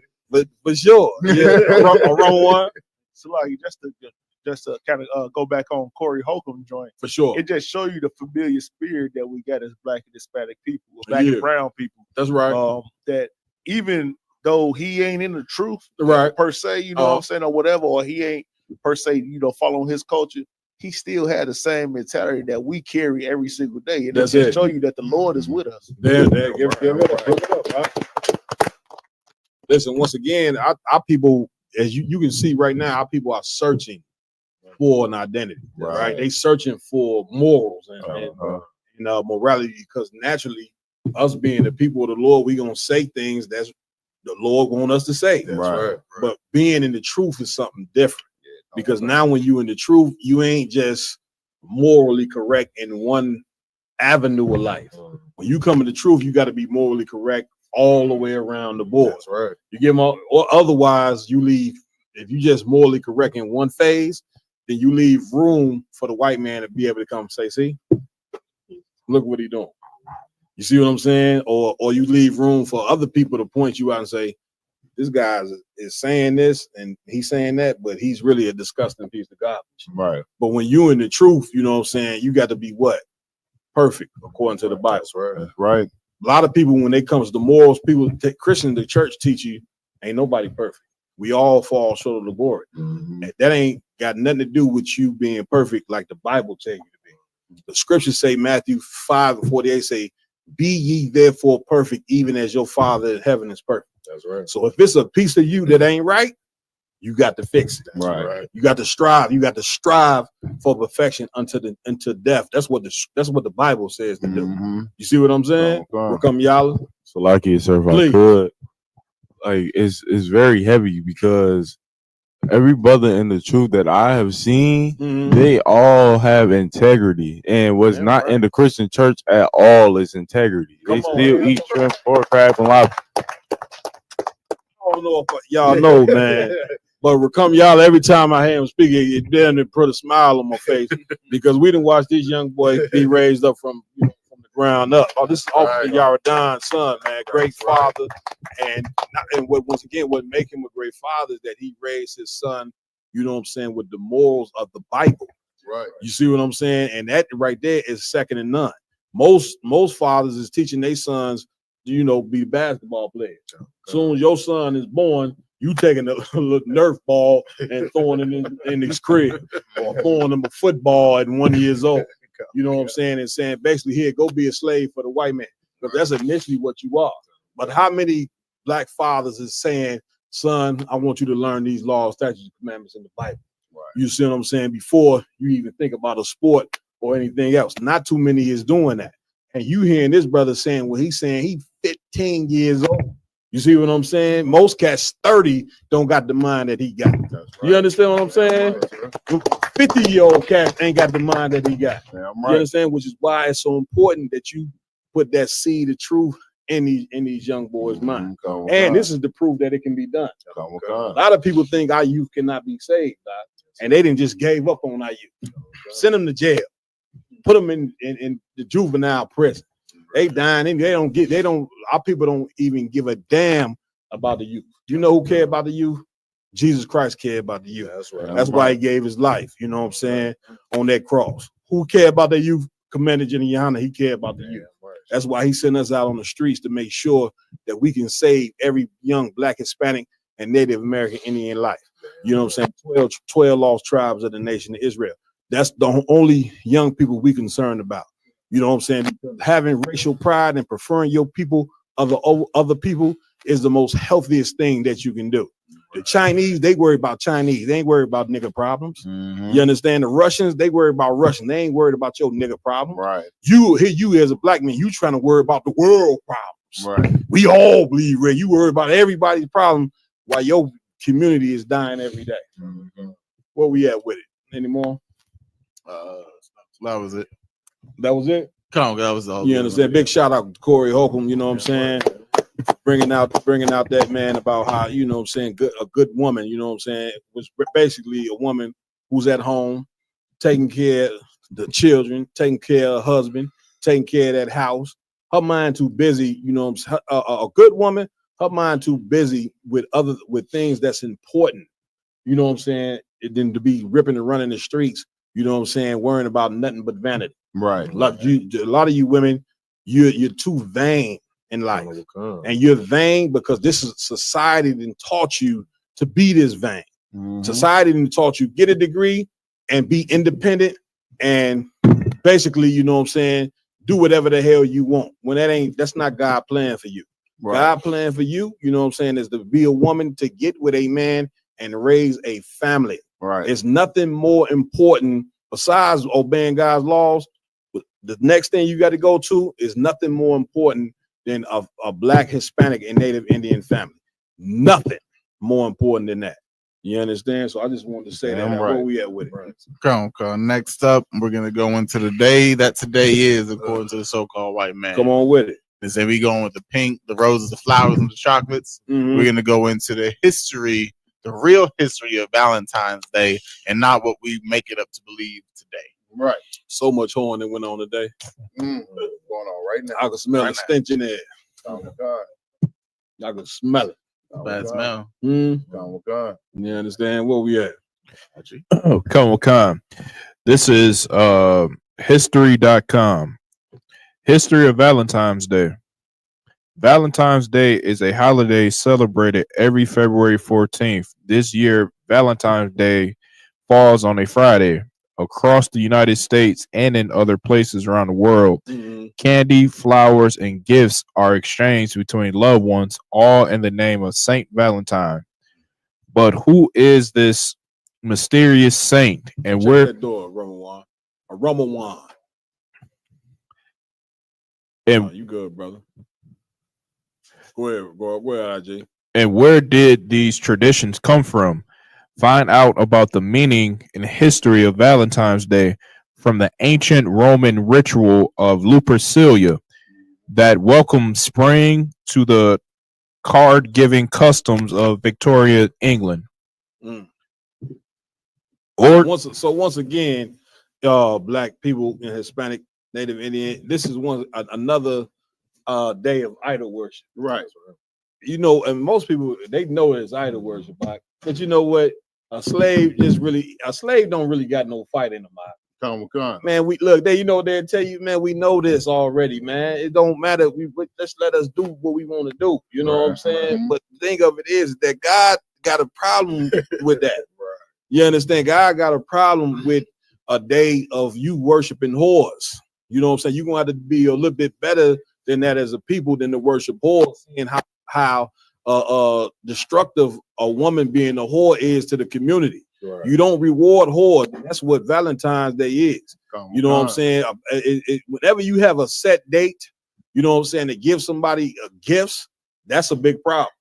Because now that you saying no matter what this person done been, get me right on this, Akim, no matter what this person done been all year, on this day, they're gonna get a gift. Right. So this woman could have been a total monster all year long, and you rewarding this broad with candies, card, and gifts, and then you wonder why damn near 70% of our women are running around being narcissists. Because that's what you're making them be that when you say, I'm gonna give you a gift for bad behavior.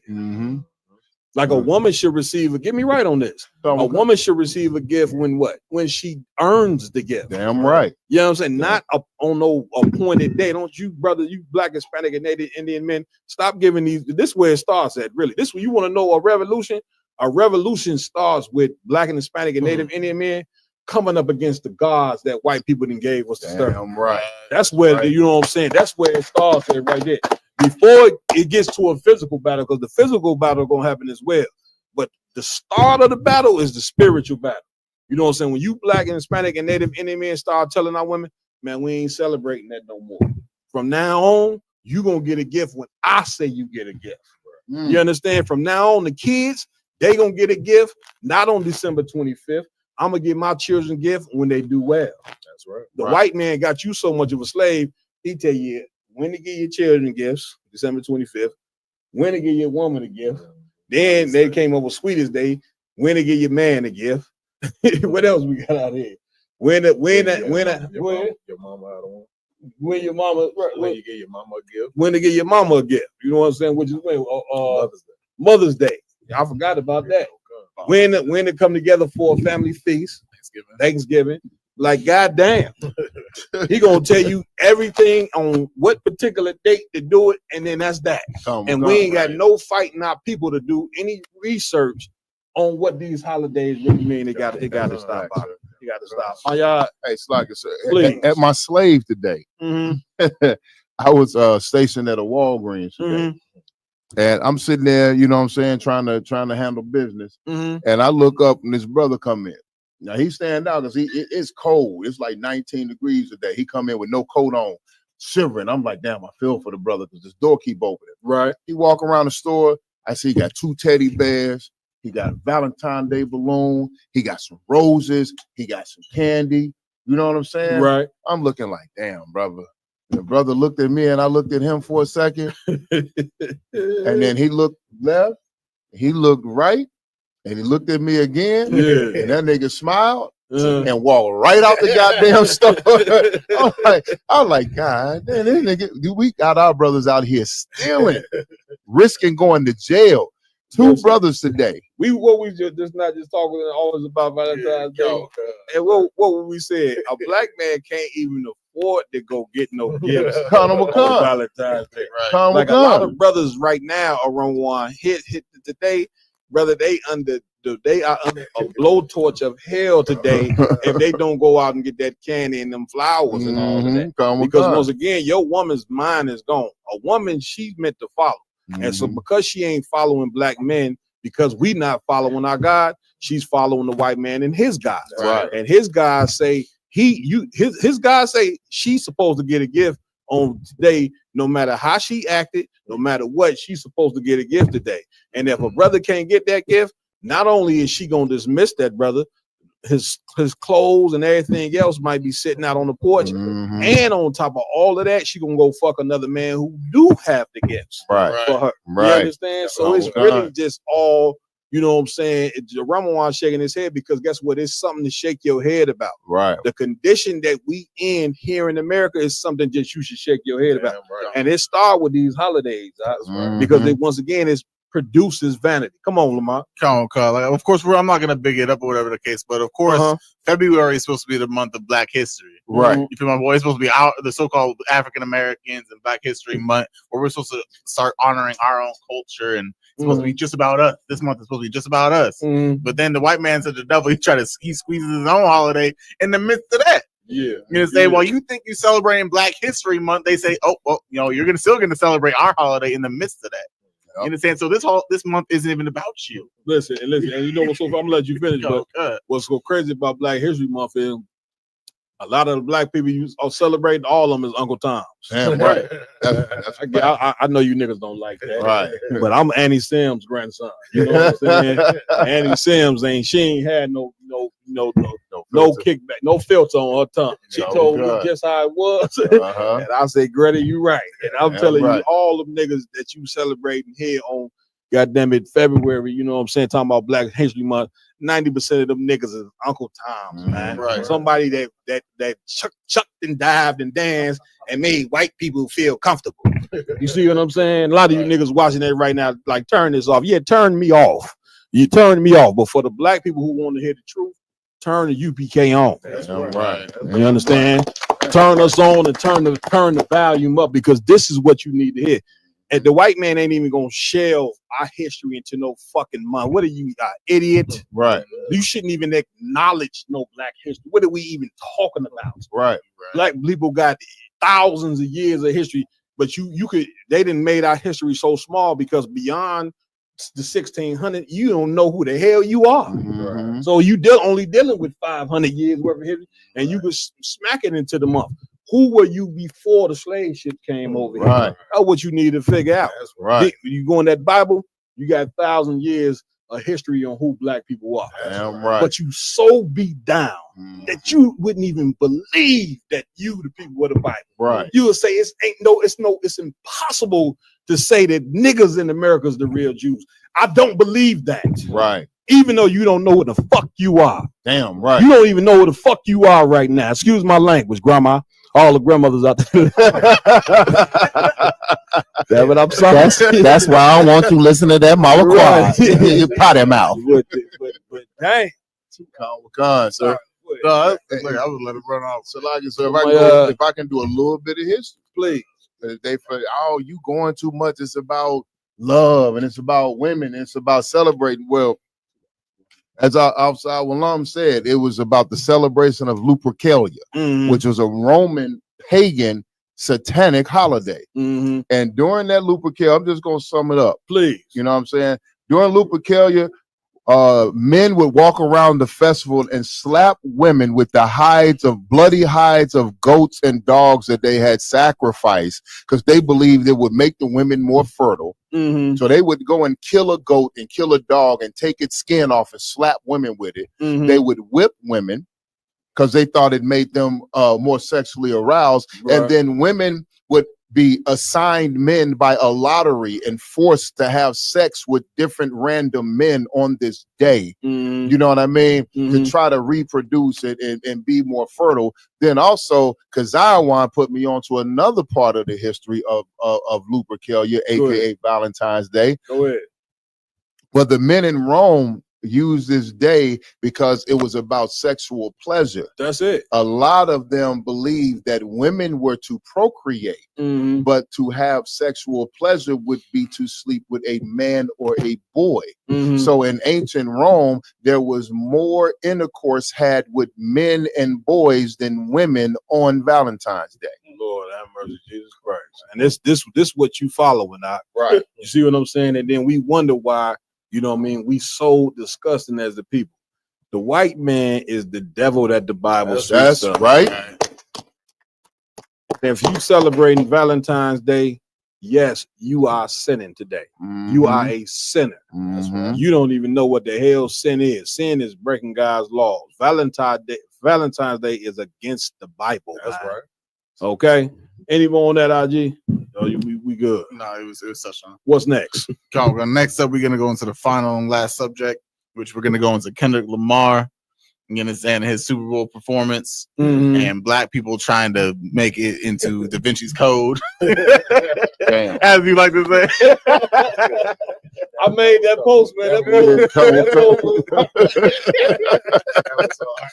Because you know that's why one thing I learned in the UPK from the generals above is before you come out and speak on something, observe first.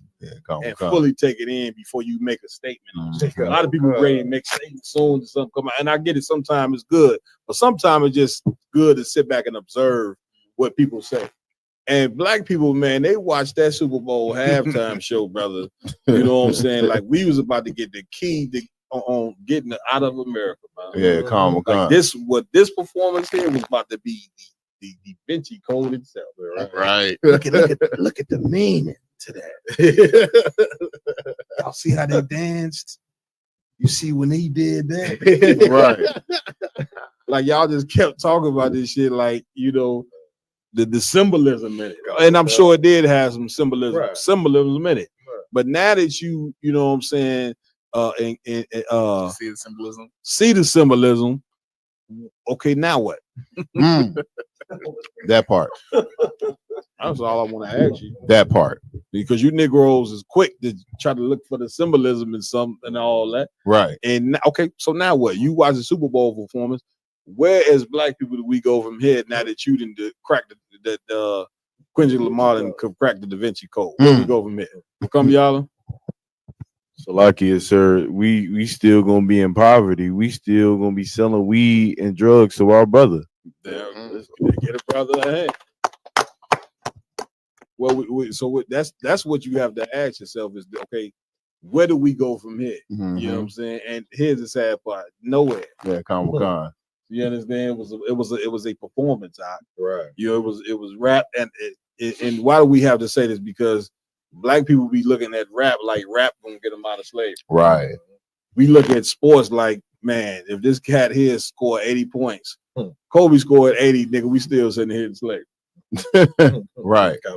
Right. They don't like that fuzz to talk like that. But we're gonna talk like this. Michael Jordan won 6 championships. What it mean for black people?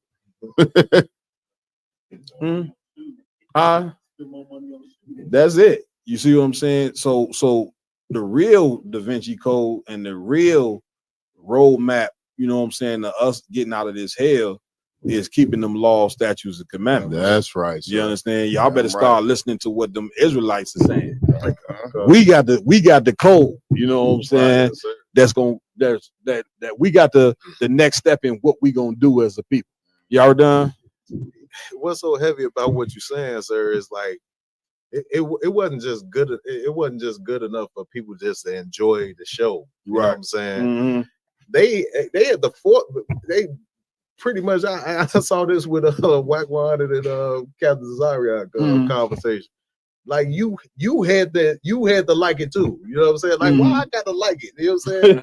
Right. You enjoyed it. Go ahead. Like it's just like you saying we watch a movie together, and I got to like the movie because you like it. That's right. You know what I'm saying? I'm ready to fight you. You don't see it, I see it. Right. Sir. Damn. And my thing of it is, they talk about all of this symbolism and all this great stuff that he did up in there about the American flag and all that. And the brother, to me, you know what I'm saying? And I just seen this last night with is a cat named Beehive. You know what I'm saying? He got Beehive. Yeah, man. Yeah. But the brother was bringing out something so heavy as far as what Kendrick could have done. Like, he could have actually gave you a solution of brotherhood. You know what I'm saying? By bringing Drake to this and them coming together, that would have been a better show than anything that he did that night. Damn right. And you come on, how we fix the problem, which should always be the thing that black people need to see. We need a solution to our problem. Right. We lost. Right. Raj Karab. So I just want to say to the ignorant brothers that it was Da Vinci Code they cracked. So what was it about when Kendrick was dissing another black man? Can somebody please break that down? Real talk. Go, damn right, my y'all. If I could, to his point, I was gonna say that like it's 2 things that I saw in that performance. All that black power is supposed to be brotherhood, but at the end, the cap off, the big crescendo, as they say, the ultimate moment was him performing a song where he dissed another black man and called him a pedophile. You know what I'm saying? And then the other thing I noticed about that form, now here's the thing though. If he is an actual pedophile, he need to be dissed. He does. If he is. If he is. You give him a point. It's enough. It's some sprinkles. And I ain't going all the way, you know what I'm saying? You know, I ain't going to jump behind, Drake no way, you know what I'm saying? Because to me, like I told y'all before, he's a cornball anyway. Yeah, calm. The reason why I say that because he's world famous for making songs that celebrate women's bullshit against black men. Facts, sir. He's real famous for calling a song on the song. He calling black men bums, you ashy, and basically making songs that further make black women hate black men. He's been a champion of that. You get my point? Fact. And listen, ain't nobody say nothing when he destroyed Meek Mill's career. That's a fact, sir. Meek Mills ain't never recovered from Drake. destroying his career. Didn't he? Did he? Right the road. I would say he dropped championships after that. Championship was a hard album. You know what I'm saying? And then the whole Puffy thing just popped Yeah, I out. was gonna say, it was me.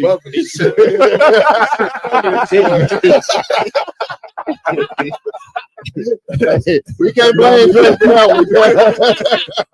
Now, Meek, I hope. Listen, Meek, if you listening, brother, I hope that wasn't you grunting on that tape like that, man. That was brutal. Taking them back shots from Puffy. Power bottom. Nah, he was just the bottom. I don't know. But I seen the tape where he looked at Puffy like they was straight up lovers. But that's a whole nother album. It's all tied together. Go ahead, y'all done. Like I said, and believe me, I'm not trying to defend Drake or nothing like that. You know No, but I get your point. I get your point. But Kendrick Lamar too, he damn near old Drake a little brotherhood too. Man. Drake put Kendrick Lamar on. He did. Yeah, no doubt. He did songs with him before he was popping. Right. He had him on his album. You know what I'm saying? He was featured on a song that Drake wasn't even on. Right. Yeah, no doubt. On one of his biggest albums, Take Care. No doubt. Brought the man on tour. Kendrick done said these things out of his mouth. Damn right, damn right. So I just believe that, you know what I'm saying, and you know, the UPK, we teach all day. You know, Just brotherhood, damn right. Resolve the issue. Here's a beautiful thing about, get y'all down the hand for what he said. Here's the thing, what's so beautiful about UPK, we all in all 50 states, are we not? Damn right. We all outside of the country and all that. And guess what? Not one beef is in here. That's Damn right. right. That's right. You understand? Mhm. Not one. And guess what? If brothers do have an issue, they go to council and that issue gets settled, and then they go right back to loving one another. Damn right. You know what I'm saying? Right. Which once again, it goes right back to show you that morals is more important than fame and money. Damn right, sir. Black people, we chasing the white man's fame and money, and it's only further destroying us. Mm-hmm. Everybody needs money, right? But money is not more important than morality. Damn right, sir. It just ain't. Damn right. It just ain't. You understand my y'all? I'll just say one thing, sir. Please. And the world might hate me for saying this, but when I watched that performance, there was one thing that came to my mind. Come on. And I have to say this on the round table of truth, because this is the round table of truth. This is the round table of truth. Kendrick got that bug. He got the bug, Cap. That he had the apple bottom jeans, flared at the bottom, and Cap, and apple bottom jeans, with the beard, all that. Go ahead. And Cap, when he performed "They Not Like Us," the man switched his hand up in the air. He sashayed through No. the dancers. I mean, Cap, I'm talking about he damn near did. Remember, in Living Color, the Men on Film when they did the snaps. Yeah. He damn near did the snap. Cap, I'm No, watching the video. I ain't going. I'm watching the video. I'm like, what the?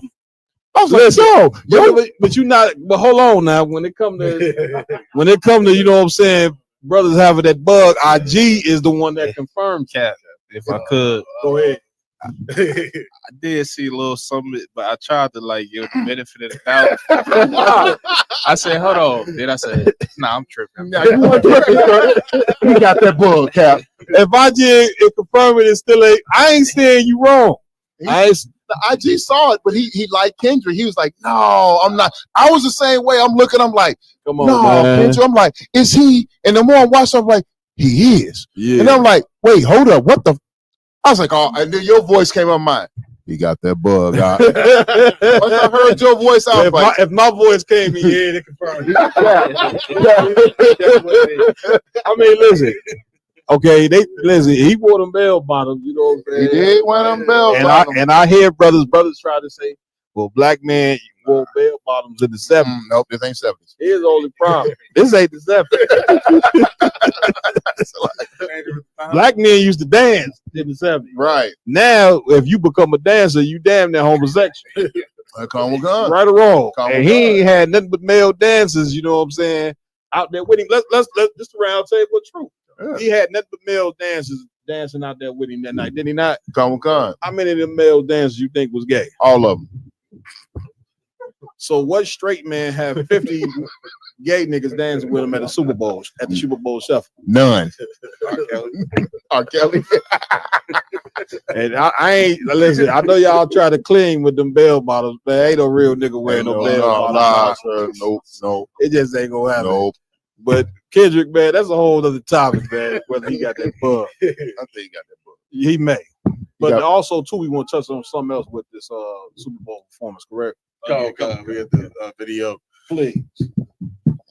So basically, if I could, before we put play, we talking about the oppressive quote, white people's reactions to Kendrick Lamar's performance, whatever. Whole other aspect. Yeah, a whole other that was aspect. You understand? Of course, he's talking about they not like us. It's not only talking about Drake or whatever the case. It's really trying to separate blacks from whites in this American society, whatever. Like it's part of the Da Vinci Code, obviously. But it's showing the difference in how much white people really hate, us for real. Please, let's check it out. So go ahead, Ron. Just before you play the video, if I may, and just to add to that point, Kendrick Lamar is a so-called, of course he is an Israelite, but he so-called follows the Israelite customs. I mean, it's been noted everywhere. His uncle was in Iowa. Yeah. I know that, but I seen him with Farrakhan as well. Right, so right. it's Yeah, like- the only reason that's why I said so-called, Right. but I only wanted to bring that up. No. You right. That's what a lot of black people. We in a state of confusion. Yeah, come on. Black people, man, you run into a black person, you know what they're gonna tell you? Man, I'm in Islam, I'm a Christian, I'm an Israelite, I'm everything. Right. I'm kind of dry. I am the world. While the weed, you see the weed smoke come up. We're in a state of confusion. Hey, Colin McCall. Go ahead, play.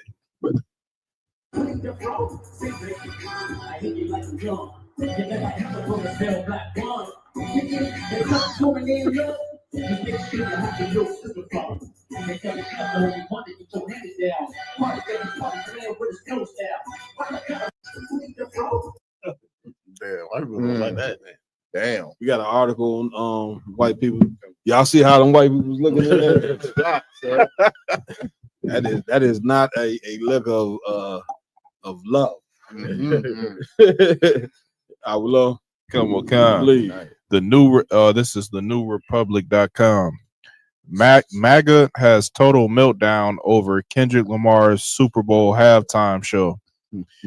Kendrick Lamar's very normal Super Bowl halftime show had the MAGA faithful pearl clutching and conspiracy theorizing. The iconic Pulitzer Prize and 22-time Grammy winner livened up an otherwise uncompetitive game with a classic performance that centered hip-hop and Black American culture and featured the likes of Samuel L. Jackson dressed in an American flag, garbed as Uncle Sam. Now, let me tell you something. If I could sum all of this up, man, you black people, this Super Bowl, you have pissed white people there.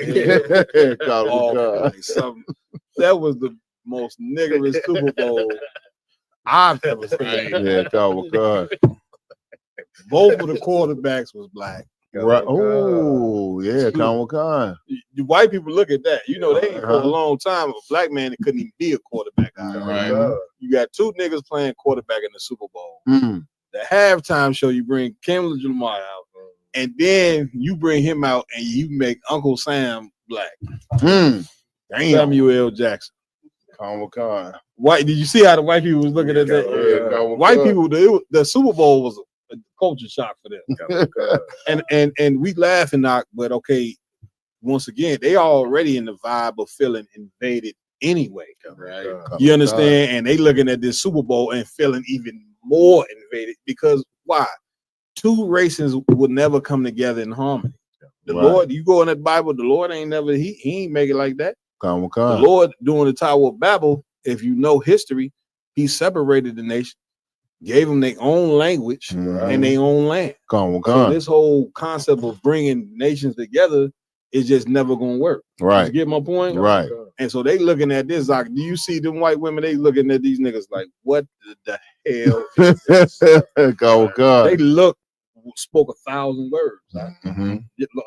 Charles Gunn, like, but at the same time, all Black America over here routing and hooping hollering for Kendrick Lamar in his halftime show. Yeah, the entire stadium booed Taylor Swift, which is like basically America's sweetheart. Right. You feel my point? Real Like talk. everyone loved, well, at least all white society is in love with, Taylor.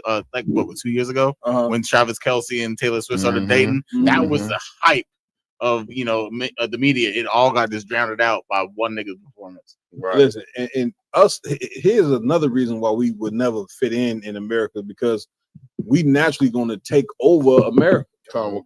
Why in the hell do you think they deporting the Hispanics? Right. They worried about all the baby. We just went over this story a few days ago. They're worrying about all the babies being born that they're not having. That's right. White people are feeling invaded by you so-called Blacks, Hispanics, and Native American Indians. Basically, you niggas. Damn right. You understand? Because all right. 12 tribes, you niggas. This is what you are. And they feeling invaded. Yeah. And listen, this right here just gonna make them amp up their racism even more to where they say this is why we should get rid of them. This is why we should get rid of them. Because Black people, first thing they talking about our alum is look at all the symbolism that they trying to show the white man. You trying to make Kendrick Lamar making symbolism to try to show white people, to stop doing their oppression. White people don't care about that. Right. What the hell is wrong with you niggas, man? You keep trying to make symbolism and things to show white people on how they should be treating you. Right. How that worked out. Right. Like one day white people you think they white people, you niggas act like the white people gonna look at this Super Bowl performance and say, you know what? Man, we gotta start treating these people like human beings. Right. You see that Super Bowl performance there? Look at all the symbolism. We wrong. See, look how they dancing. See, Samuel came out as Uncle Sam. We got to start doing these people right. They not ever going to do that. Right. It's been 500 years, and these are not a people that you can change. Right. That's right. Do you understand that? Damn right. You can't change a tiger, man. You go in front of a tiger with signs talking about, I'm a man, just like you. I want rights, just like you. The tiger gonna look like this. He's gonna look like that and say, man, this is a meal. I don't care nothing about what he's trying to tell me about his humanity. Well, white people the same way. You doing all this symbolism and trying to show them how you're a human being like them and all that. And all they do is say, the fact that you're trying to show me that you're a human being like me, it makes me want to kill you. Yeah, It makes me want to exterminate you. Right. The fact that you want to be considered a human being. I can't stand it. That's white people's thoughts. Come y'all. So they see you as a slave when you're doing all of this like symbolic stuff. Like they see you as a slave. They want to put you back into the conditions that you was in. That's right. Damn right. Damn right. I will. And if I could, Cat, what's so sad for Black people? If you never read the Bible, then you'll never understand the true nature of white people. Damn right. It's written in black and white everywhere in the Bible. That's the right. Lord telling you how these people are, why they was created, their character flaws, how much they hate you, and everything. But unless you read that, what we telling them on the streets and we telling people the white man's the devil, it don't compute in their mind. Damn right. So you have to come into Real Nigga University, damn right, get taught, and realize what you're really dealing with. All right. They look at us and say, why y'all got so much hate in y'all heart?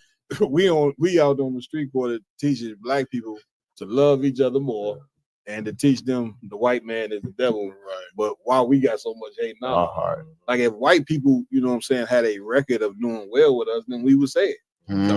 Listen, and here I'm a firm believer that it is some good white people. I just ain't trying to stick around and figure out which one. It's like if you put poisonous snakes in a barrel with snakes that don't have poison, you gonna stick your hand in the barrel to see which one is poison? Hell no. Or you just gonna say, I ain't gonna touch the barrel because I just don't trust snakes at all. Right. That's where we at right now. Damn Y'all right. done? That's heavy what you're bringing out, sir. And two, I don't think nobody is looking at it like this as well.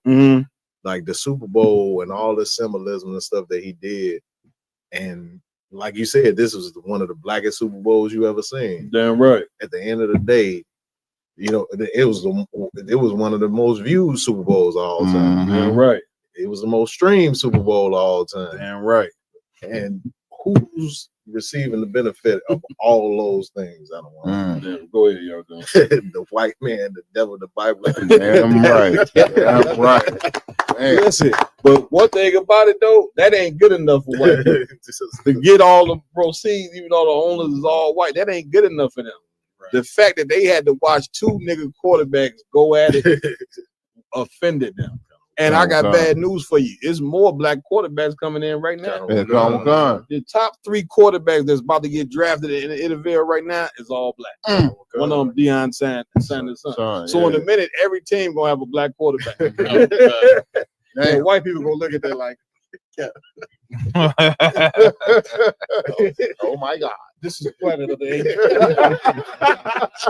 See, I told you that movie was gonna happen. He gonna be talking to the white man, gonna be talking to his wife. Yeah, I told you, these niggas that took over. They just quarterbacks, huh? No. Damn. No more Tom Brady. Go ahead. Josh Allen's only got left. Right. You know what I'm saying? Like, and here's the thing, like black people, man, because you the Lord's chosen people, you naturally going to take over everything. Whenever you get put on an even playing field, once again, if you do the history in the NFL, at one point in time, everybody in the NFL was white. Until they start letting black people play. Now you just maybe 2 white people on the team. Go ahead. They got kickers still. They still got the kicker position. I think Issachar taking that over. I'm saying a couple of Mets get kickers. They gonna lose that too. A couple 60 yarders. like which goes and here's why we taking over and why we would eventually take over things if it not for white people's racism, because we better than black people, than white people. Damn right, sir. The Lord said that we are the salt of the earth. Damn right. The Lord said he created us better than them. You understand? And that's something that we have to accept. The problem is that we, even though we better than them, we ain't keeping them laws, statutes, and commandments. Damn right. Once we turn back to them, man, guess what? The entire earth should get ready for a world ran by niggas. Damn right. Ooh, it's gonna be a beautiful world. Yeah, where black, Hispanic, and Native Indian man, we call the shots. Damn right. Because listen, ain't the people on the earth that love more than we do. That's right. We the most lovingest people in the world. How do I know? The white man that oppressed us, beat us, hung us, enslaved us, raped us for 500 years, and we still look at him in love. Now, let him have done that to the Arabs. Nigga, it'd have been wars in America for 100 years. Right. Any other race, no other race on the earth would have been put up to what you black Hispanics and Native Indian people put up with, because you know what I'm saying, you the most lovingest people on earth. Right. The problem is the white man, he didn't flip your mind to where you love him, but you hate yourself. That's right. That's right. Why don't we flip it back? That's right. Why don't we say, let's love black and Hispanics and hate them? And when I say hate them, meaning not go out and commit crimes, but hate them for the things that they've done to us. That's right. Because the first thing you're going to say, well, it's some loving white people. Here's the problem. You know, the UBK, we're going to cut you. The problem is those white people that truly love blacks and Hispanics, they ain't in power. Somehow the ones that hate us is in power. Right. Right. Get me right on it. Hey, Khan. Yeah, see, the ones that hate us is the ones that create the laws and is in power. So the ones who love us, you know what I'm saying? You don't, they ain't got the power to make no change. Right. And if they ain't got no power to make no change, then we have to make the necessary change, which is take our love away from a people who didn't hated us forever. Man, right, sir. That's right. Listen, man, it's been one hell of a podcast, man. Here on the Round Table of Truth. I'm gonna give it up to my co-host, Officer Lamar Kiala to my right. You understand? Announcements. Come Let me on. get another water if I could. You know what I'm saying? All we got to do is make sure to go like, follow, share, subscribe to all our social media pages, Round Table of Truth. You know what I'm saying? Hashtag by Real Nigga University That's right. and Real Sissy University. Make sure to go Damn pop real, the shirts. right. You know, so make sure to go to diversitymall.com, go cop the shirts while they, possibly on sale. Probably not, but go buy them anyway. Yeah, you understand? Listen, man, y'all go cop them real. We gonna you come Real to you sis- next. Go ahead. We gonna let. You understand? Make sure to tune into Roundtable of Truth every Friday. Also, like we always have to say, the 56th annual Passover will be coming up April 9th all the way to April 13th. You understand? It's going to be a week of full-blown greatness, brotherhood, sisterhood, under Commander Johanna in the banner of the Most High in Christ. That's right. You understand? Also, make sure to donate to the Roundtable of Truth. Damn right. All Please. these things cannot happen without all y'all support. You understand? This is going to keep growing thanks to y'all. Damn right. Damn right. And last but not least, I think you maybe said already, pay your tithes. About to You say that, understand? Gav. To the ISUBK. Paying tithes is a law. I don't know if you know. If you ain't paying tithes, you sinning. You know what I'm saying? It's like any other sin. You know what I'm saying? If you eat pork, it's a sin, right? You can't say, today I know eating pork is a sin, so I'm gonna go ahead and eat pork one day. You can't do that. You can't say I know homosexuality is wrong and then go indulge in a homosexual event. Same way with tithes. Every time you get paid from the white man or you do some type of job, 10% of your earnings. I don't give a damn if you go do a job and get paid $50. $5 belong to the Lord. That's right. You go do a job, they give you $10. $1 belong to the Most High. That's right. Don't cheat the Most High, because a lot of you don't pay tithes and you sitting there hide the money like the Lord in heaven don't see you. I got the money. Lord see you sitting right there. You thinking you getting away with something. Right. You understand? Listen, whatever money you get, you'll lose that, you know what I'm saying, from cheating the Lord. Don't cheat the Lord. When you cheat the Lord, you cheat the priest who doing the work. We doing the work. We the one teaching day and night. You go on to YouTube, Facebook, internet, whatever, you see 7 days a week, men in the ISUBK teaching, man. Brothers doing the work, and the priest got to get paid. You know what I'm saying? Y'all, I also want to give it up. Give Lamaki a hand. I also want to give it up to Officer Yaradon. Give him a hand. Plug what you need to plug, Yaradon. Yeah, if you want any of the gear you see, you know what I'm saying, you can go to diversitymall.com. Also, I got the collab still going with Yatazar, so we got the jackets going. So you get your real nigga university jackets and your real sister university jackets. You know what I'm saying? Just put in your order. Put your Let me say this about the real sister jacket. I'm gonna say this one more time. You cannot be a rotten bitch and order this jacket. Damn right. Now, you're a rotten sister, you know what I'm saying? You got some things to work on, then you hold off on buying this jacket. You know what I'm saying? Till you get your shit straight. Carry on. Also, make sure you pay your Passover fee as well. You know what I'm saying? But that's all I got on that. Damn, give it up. You know what I'm saying? Also, I was going to give it up to the head security down here. Officer Iowa Lum, anything you want to plug? Yeah, come on, please. If everybody could check out the War Report this month. We'll be doing an episode on the 27th. Come on. That's y'all. the Thursday. All right. Also in the building, we got Officer 1000, my yard. Anything you want to say before we close Hey, out? Conor McCon, sir, Please. if I could, tune in every Saturday, ISUBK Chicago Sabbath service. You know what I'm saying? This Saturday, 10 a.m. to 12 p.m.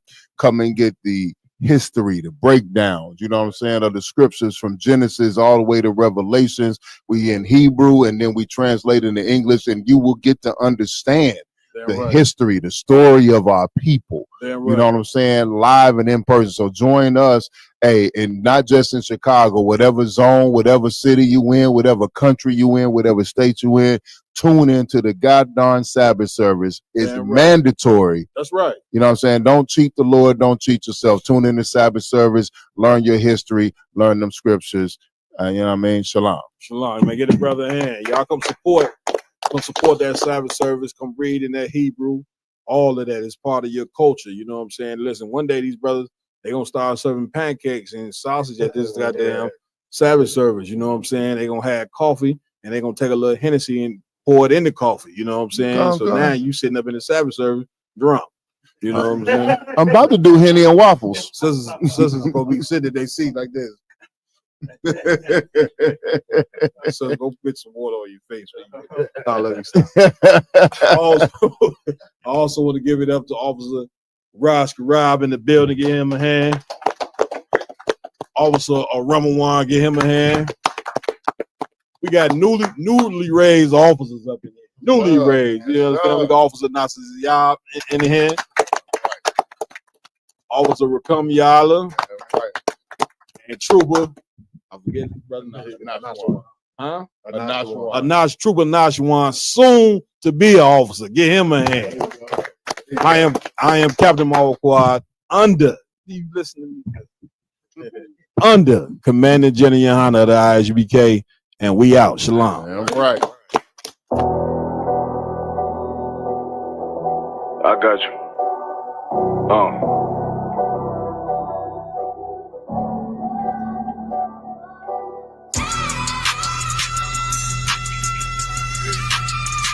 Let it rap real quick. Look. The city eyes. It's time to vote God. My God, a real nigga.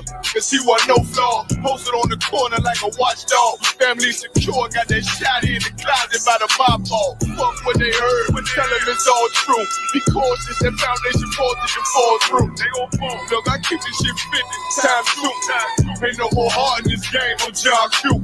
Colder than the avalanche. Way above average. Fierce taste sweet. Told him make me an apple tree. Left us in the valley full of bones. This where hope found. Java, come on, man. Dark sands get broke down. Riding through Evans to a mall quad. Telling me how the crackers turn the shower into a ghost town. Poke a stop, nigga. I lay that game down. I feel his pain, cause nothing is the same now. Let my light shine like heaven through a rain cloud. Glock have a fit like my child, no tangent. Try to warn them niggas we bear arms like tarantulas. Them other niggas rap, I make anthems.